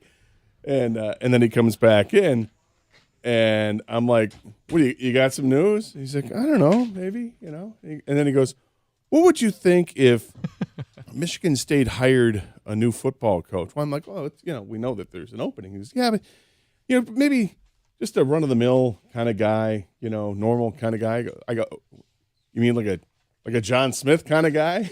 And he goes, yeah, maybe a John L. Smith kind of guy. That's great. It was great. Nice. And we broke the news and then finished the show up. And that was the night that they had Louisville had the bowl game, and they interviewed John L. Smith as he's coming off the field. I forget if it was at halftime or I think it was at halftime. And they asked him the question. He got pissed about it. And I'm like, well, Yeah. it happens. Blame Gibby. Absolutely, 100%. Throw him under the bus. I always have because he can handle it. He can handle it. He's a great No, sport. he's awesome. I love Yeah. Kirk Gibson. What do you guys got coming up today? Well, we got some Piston stuff to get into. It's a big week for that organization. Tigers win again. All they do is blanket win. First at double-digit wins in the American League. Could a huge surprise be brewing with the Lions? We will discuss in the noon hour. Gonna be 2 hours for that. All right, Carson Anderson, 97.1.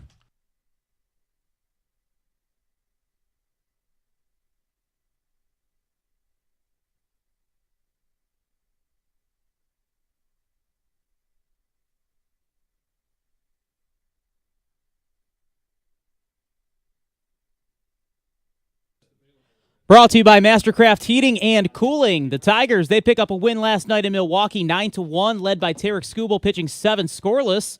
Tonight it is Jack Flaherty on the mound, looking to give Detroit their 5th straight series win. You can catch that action here on 97.1 with pregame beginning at 7:15. Detroit is an American League best 10-6 on the season. In related baseball news, Aaron Judge, he has been named team captain for Team USA in next year's World Baseball Classic. The Red Wings get a win last night in their final home game of the season, 6-4 over Dallas. Mo Sider and Lucas Raymond each picking up 3 points in the victory. Detroit with now just 2 road games remaining to close out their season. Vegas Raider Max Crosby will now be a part of Eastern Michigan. He has accepted the role as their football program's assistant general manager. That makes him the first ever active NFL player to hold that position. A few NBA firings with the regular season at a close. Phoenix, they'll be searching for their third head coach in as many years. They just fired Mike Budenholzer. Pelicans also firing executive vice president David Griffin. Piston legend and current NBA executive Joe Dumars heavily speculated to receive an offer for that role. And finally, in the WNBA, Paige Beckers, she was selected first overall by the Dallas Wings in last night's draft. This season, she averaged nearly 20 points a game and shot over 53%. For details on these stories and more, you can keep it here or head to 971theticket.com.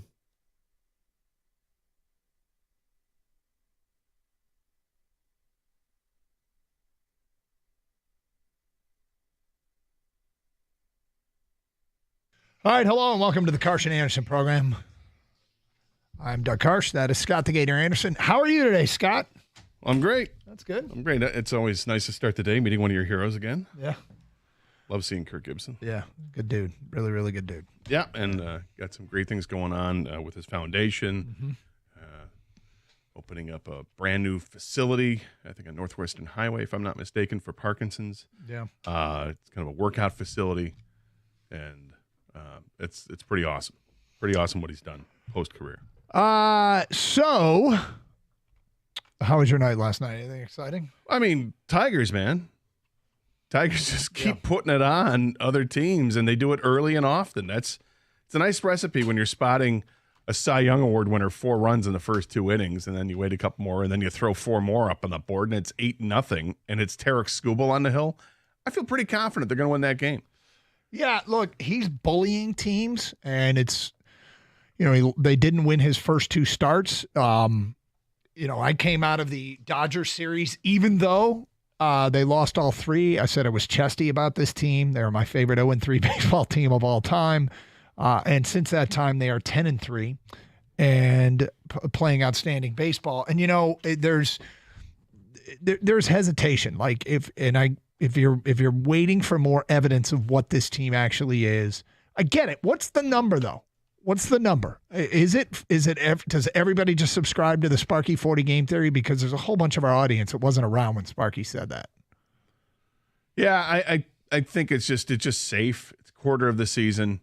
You feel pretty safe with that prediction. At 40 games, you're going to be close to the end of May, and you still won't have everybody back. So that's what's interesting, is that with this team, it still may not even be fair to judge them. And at 10-6, I like where they're at. We said yesterday, their pitching can keep them in any game, and they're getting timely hitting. It's amazing when you go back to the Dodgers series how ineffective they were with runners in scoring position.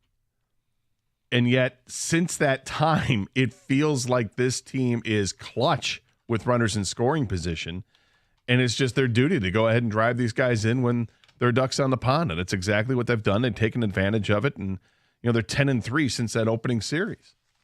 Wildly impressive what they've done. What about 50 games? Is 50 games more? I mean, even at 50 games, will people be like, okay, this is enough?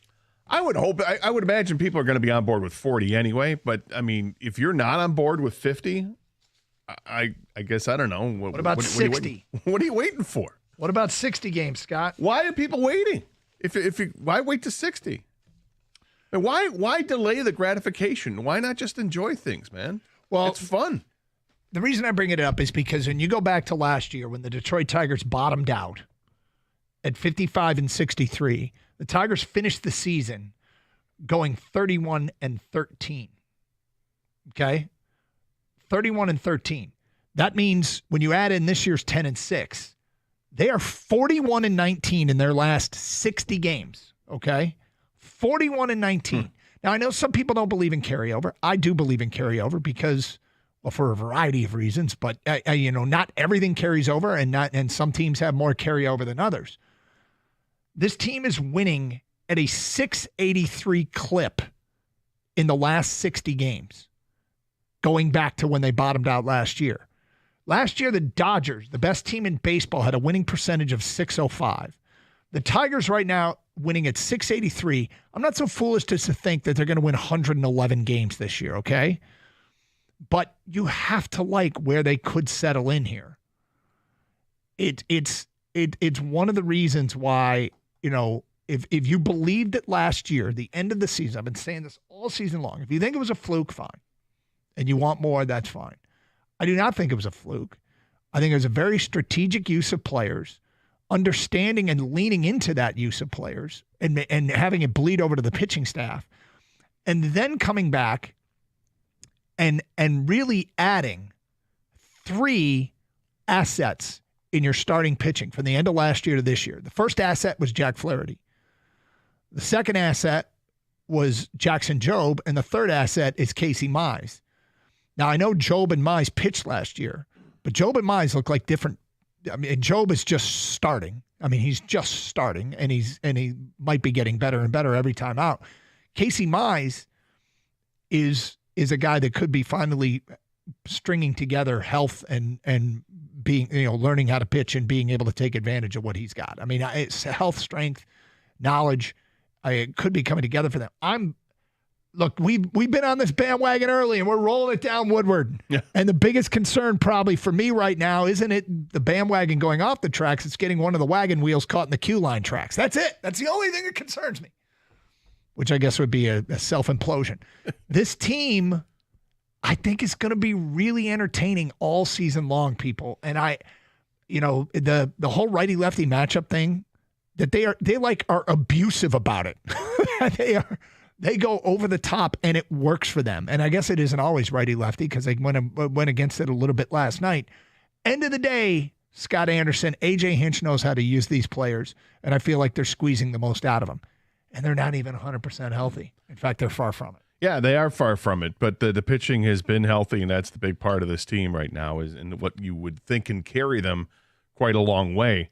And because it's gone back to a 5-man rotation from a 1.5-man rotation, it's exciting to see what they can do. They're 8-2 in their last 10 games. They're the hottest team in baseball, along with the Mets.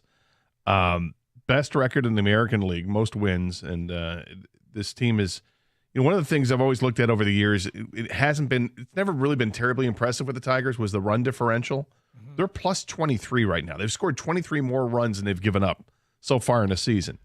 That's like a season-ending total that you see for playoff teams, wild card teams. It's usually somewhere. It's a plus territory for sure, but maybe plus 15 to plus 30. They're already at plus 23. I don't want to jinx this team, and I don't think we're jinxing this team by talking about them and them playing well, because this is who they are. Even if you were to God forbid something happens again like last year with injuries, they were able to get through it. Hinch was able to figure it out. And I think that's a big difference that they've got with A.J. Hinch as a manager. He's been through everything. He's won, he's lost, he's played with good teams, he's played with bad teams, and he's managed good and bad teams. And going through the experience last year, I think is so valuable for this team, because now they all know. It's not just leaning on what the manager's telling them. They've experienced it. So because they know that they can't give up on games or give up on at-bats or give up on whatever, because they see the other side of it. They made the playoffs last year. They won a playoff series, an improbable playoff series. And they're off to a fantastic start this year. And yeah, they still got some guys out, and there's still going to be some additions. It's not always going to be sunny. No, they're gonna have their rough stretches for sure. But right now it looks like this team they're built to manage that right now. And okay, they ran into a buzzsaw to start the season. Dude, they were -8, by the way, after that opening series. So there you go. So they're plus 31 cents. They could have won a couple of those games, right? But they didn't. Again, it's all learning experience. I like what this team. I like the build, the makeup of this team. Wish that they had a little bit more, but I still like what they have, because I think what they have now is, frankly, better than what they had last year. All right, so Tiger fans, look, this is early in the year, but man, we had such a strange season last year. Got a taste of what it was like to have a good baseball team at the end of the year last year. And it's funny. They won the series. They took a 2-1 lead against Cleveland. In a lot of ways, what they did in the postseason kind of validated, not that they were a World Series contender necessarily, but hey, they didn't just get hot, make the playoffs, and get rolled. They got hot, made the playoffs, won a series, and came dangerously, tantalizingly close to playing for the American League Championship. And this year, yeah, they're the first American League team to 10 wins. They were number 1 out of all the American League team rankings in the power rankings that came out yesterday. I mean, this is a team that is really, really giving you a lot to get excited about. But what excites you the most, Tiger fans? What excites you the most? 248-539-9797. It's Carson Anderson. We've got open lines. Champ and Chump are posted on our website. We'll get to some Piston stuff a little bit later on. Some Lion stuff we'll kick around. Plenty to do here on a Tuesday on 97.1 The Ticket. Hey, you trust CGC for top quality Connecticut water systems. Now trust them with your plumbing too. April showers bring flooded basements. Keep yours dry with a CGC water treatment and plumbing system. Right now, save 10% on a new Zoller sump pump. Need backflow testing? CGC's got you covered. Call 855-339-4242 or visit cgcwater.com. Remember, if you're not filtering your water, you are the filter. Do not be the filter. Call your authorized independent Connecticut dealer today, 855-339-4242 or visit cgcwater.com.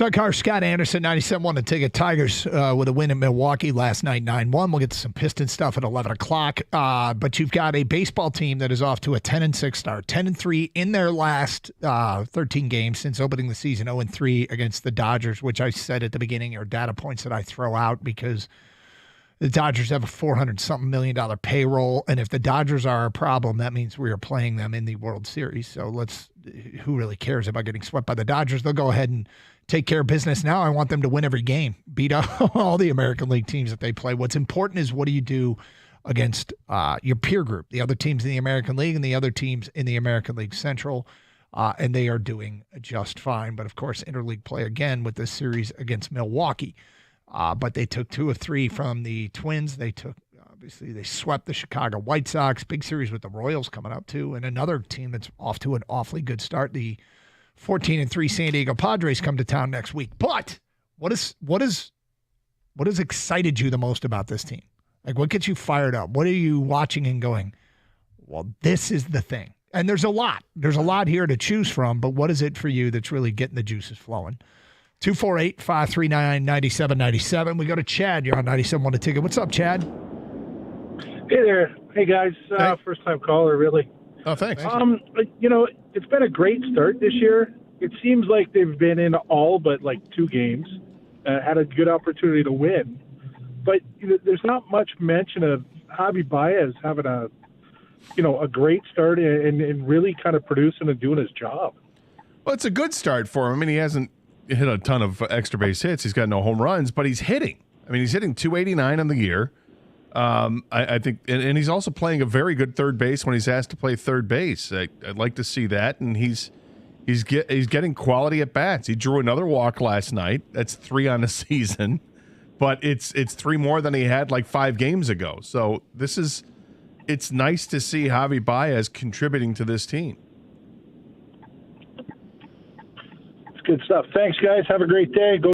He's starting to become an asset, not such a blanking liability. Yeah, if you look at his walk rates, quoting my father back in the day, asking me that question, when are you going to start being an asset and stop being such a blanking liability?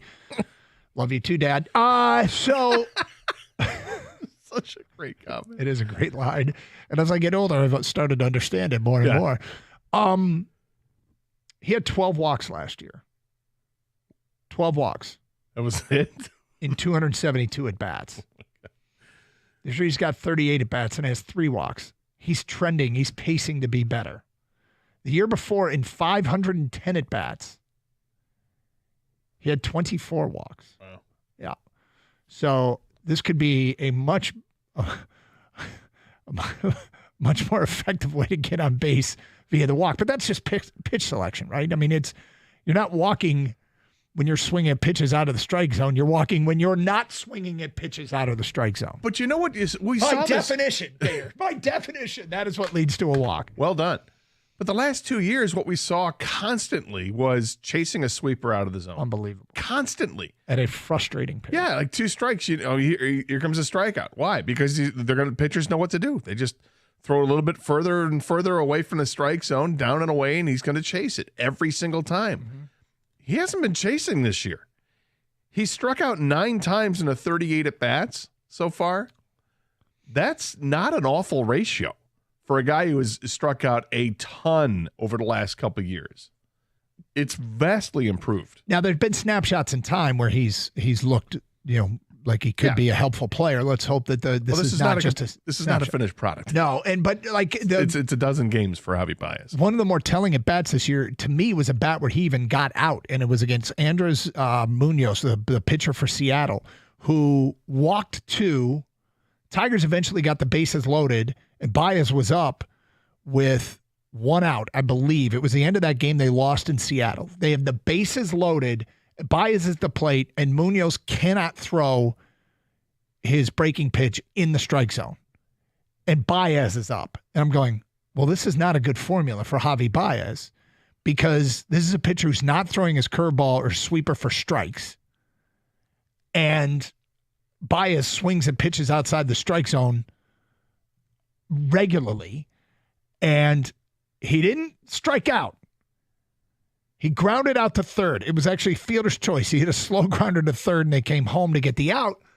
But I mean, I was like, that's maybe a telling at bat is that he didn't just easily strike out against a pitcher that was missing with his curveball. But that usually was a formula that would take Javi out. He'd take himself out. Yeah, and surprisingly, last year, the one thing he did very well was hit with runners in scoring position. He couldn't hit in any other metric, but with runners in scoring position, he did. So this year, nice start with a batting average. He's drawn a few walks over the last 5 or 6 games. He's got the 3 walks, and it's not a ton to write home about. But when it's Javi Baez and what you've seen is absolutely nothing for 2.5 years or whatever it was, you'll take it right here. And the defense he's playing a solid third base. 248-539-9797. What excites you the most about this Tiger team? Another win last night. Feedback coming in. Unnamed texter, real Tiger fans believe in this team. Bandwagon fans need 50 games in order to believe. Oh, stop. I mean, look, the whole real fan, non-real fans have every right to feel however you want to feel. I'm telling you how I feel. Gator's telling you how he feels. And maybe to a degree convince you that this team is going to reward you. Like this, when you sit in these chairs and do these jobs, I look forward to having seasons that are fun from beginning to end. We just did it with the Lions. People got on board with the Pistons about halfway through. Nobody was on board with the Tigers until September. There was the 5-1 start, and that was cool, but quickly that faded, and then they were taken off the air. And last year, we got a baseball season jammed into the final month. This could be a full season, which could be fun. Yeah. I mean, you asked the question about what's pleased you most with this team this year. For me, it's the 1-1 guys getting it done. Yeah.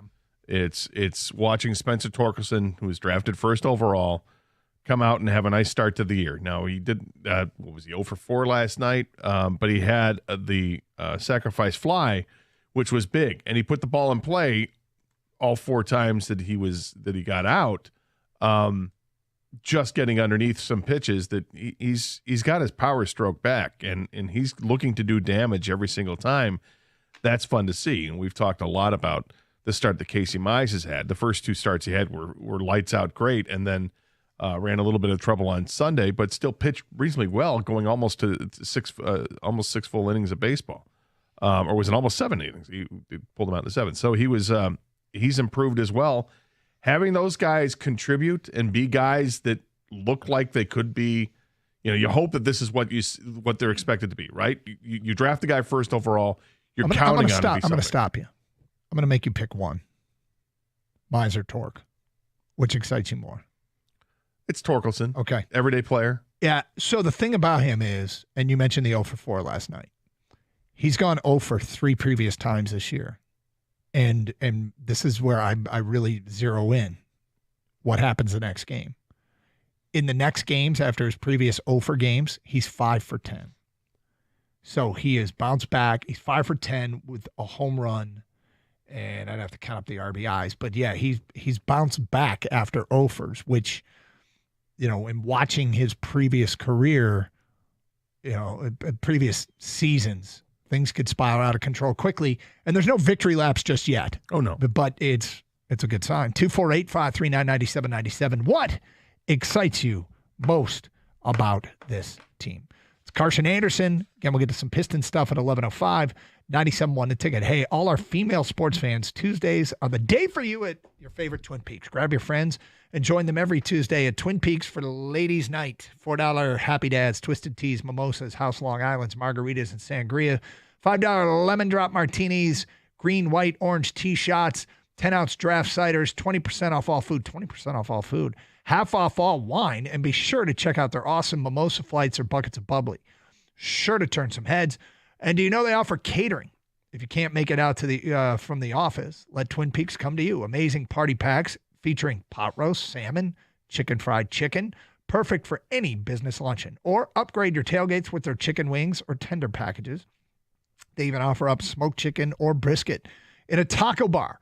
Call your favorite lodge and speak to a manager to order today, or check them out on ezcater.com. That's ezcater.com. And remember, Twin Peaks is the best happy hour in town, Monday to Thursday from 3 to 6 and 10 to close. They got something for everyone. Come see the difference today. Twin Peaks, eats, drinks, scenic views.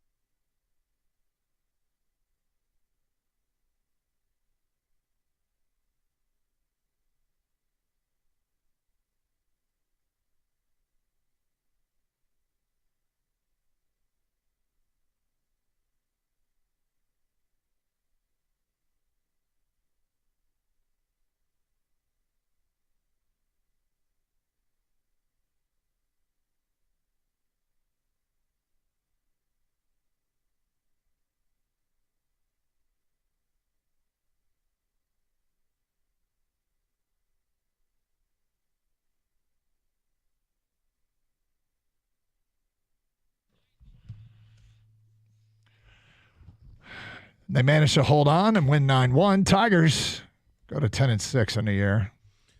Hell yeah. 248-539-9797. What excites you most about this team? What excites you most about this team? Jamie writes in, Skubal throwing 100-mile-per-hour gas while up 9-0 and screaming while coming off the mound. He's the perfect amount of psycho. Sign him to whatever he wants. He got out of that jam. Yep. He's impressive to quite impressive. Yes, he is. Yes, he is. I mean, that's bullying major league hitters. Yeah. And I mean, I went back and watched a couple of pitches that made me go back and watch again. And I'm like, I don't know what you're supposed to do there. It's such a late movement and significant late movement. It's funny how different pitchers have different reactions and different faces, if you will. Like you look at Tarik Skubal, he's pretty intense, and obviously releasing that intensity after he gets that strikeout and yelling and all that was great. And then you look at Tyler Alexander last night. That guy just looks surly. He looks mean and aggravated all the time. Like I would be too if nobody's I got intimidated by it. Yeah, no, if I got hit by play ball. and I got hit by back-to-back batters. I mean, that was unbelievable. It really was. Back-to-back batters like, hit him. Come on, really? Yep. He's kind of sort of staring back at it. Well, what are you looking at? Yeah, for people missed it, a batted ball. I can't remember who the hitters were. Yeah, but it was back-to-back Tigers line drive right back at him and hit him twice. Certainly dealing with injuries, and it's okay to say Riley Green is struggling out of the gate, and we're still winning. I think this is a good team, but I think we're on pace. I think we're one piece away from being a great team. That's from Tom and Flat Rock. Okay, so I fully expect there to be some correction with McKinstry and Torque, and some correction with Keith and Green. Right? I mean, these are two guys that are probably overachieving and two guys that are probably underachieving. The idea that this team could add at the trade deadline is awfully attractive. And they just went through and attempted. Is it safe to say that the Bregman flirtation was the most aggressive move in the Scott Harris era? It would have been the most aggressive move in the Scott Harris era. That they were willing to make a massive financial commitment, and I don't want to give him points for trying, but it tells you that was a move that they were willing to make. That was more than a try. That was more than just an effort. Okay, but I guess what I'm getting at is those resources are still there to add at the trade deadline. Yeah. So this guy who says he thinks they're one piece away from being a great team, if there's no reason to believe they wouldn't want to add that one piece. They were trying to add one piece a month and a half ago, or whatever it was when Bregman said no to Detroit and went to Boston instead. And I wasn't heartbroken by it. We've talked about this a lot. And, they still, right, probably looking for a third baseman, but the idea of adding another bat, I mean, where are they going to be with Veerling, where are they going to be with Meadows? Those guys are going to be back. Are they, and what are they going to be? So trade deadline could be awfully interesting around here because they got aggressive right before the season started. Didn't work. Do they still have that aggression built up? Is it pent up now? And in fact, are they more motivated because the team, if they keep this up, clearly is asking to be rewarded by adding to the everyday lineup? Yeah, and it's two different ways of doing it. I mean, adding somebody at the trade deadline is different than trying to sign a free agent. One is just money. The other one's resources. So do the Tigers have resources? Yeah, they've got a ton of prospects in the minors. The question is, do they want to give up one of those guys to get an all-star player? Because that's really what you're asking for. You're not asking for somebody who's decent and giving up one of your top prospects. Next text. My favorite part of the Tigers team is the fact that they're able to still be this good even with Riley Green and Colt Keith stinking. That's from an unnamed texter.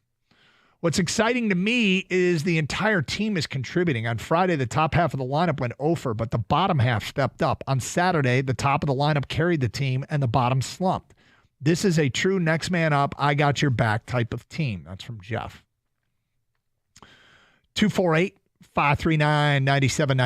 What is your favorite part? What excites you the most about this Tiger team? Coming off a win last night, dominant fashion. Kerry Carpenter hit a home run. Brewers kind of butchered the game in the field. But you can't say enough about how good Skubal was. Kenta Maeda couldn't close out the shutout and couldn't throw pitches in the strike zone. You put it on your show sheet, you use the term borrowed time. It might be. And, the first thing I did today when I got into the office, hey, has Matt Manning made another appearance out of the bullpen? Because he was really good out of the pen for Toledo the other night when he was struggling as a starter. And maybe that repurposing of Matt Manning could be something that, don't forget about him. Well, it's obviously early. But he has not, by the way, appeared out of the bullpen since that one start. And the minors don't play on Mondays, so we'll see if he gets a chance tonight. But it's back-to-back days for Maeda when he pitched, and not good results either time. So he was the odd man out of the rotation, and off to not a good start here. I wouldn't expect an announcement coming imminently. It's just more than a hunch that, okay, they're going to have opportunities to move guys up and down from Toledo, and I would imagine that when if somebody's deserving of it, they'll promote him. And Maeda might be the obvious one to be sent down. Okay, you put something in your show sheet as well. Ever been to that newer stadium in Milwaukee? And my answer is yes. I went there once, probably, 10, 15 years ago. I don't even know how long it's been open. It's been open long enough. It was early, and I liked it, okay? I couldn't help but escape a feeling in it that is not going to sound complimentary, but it was fine. I felt like I was watching a baseball game in an airplane hangar.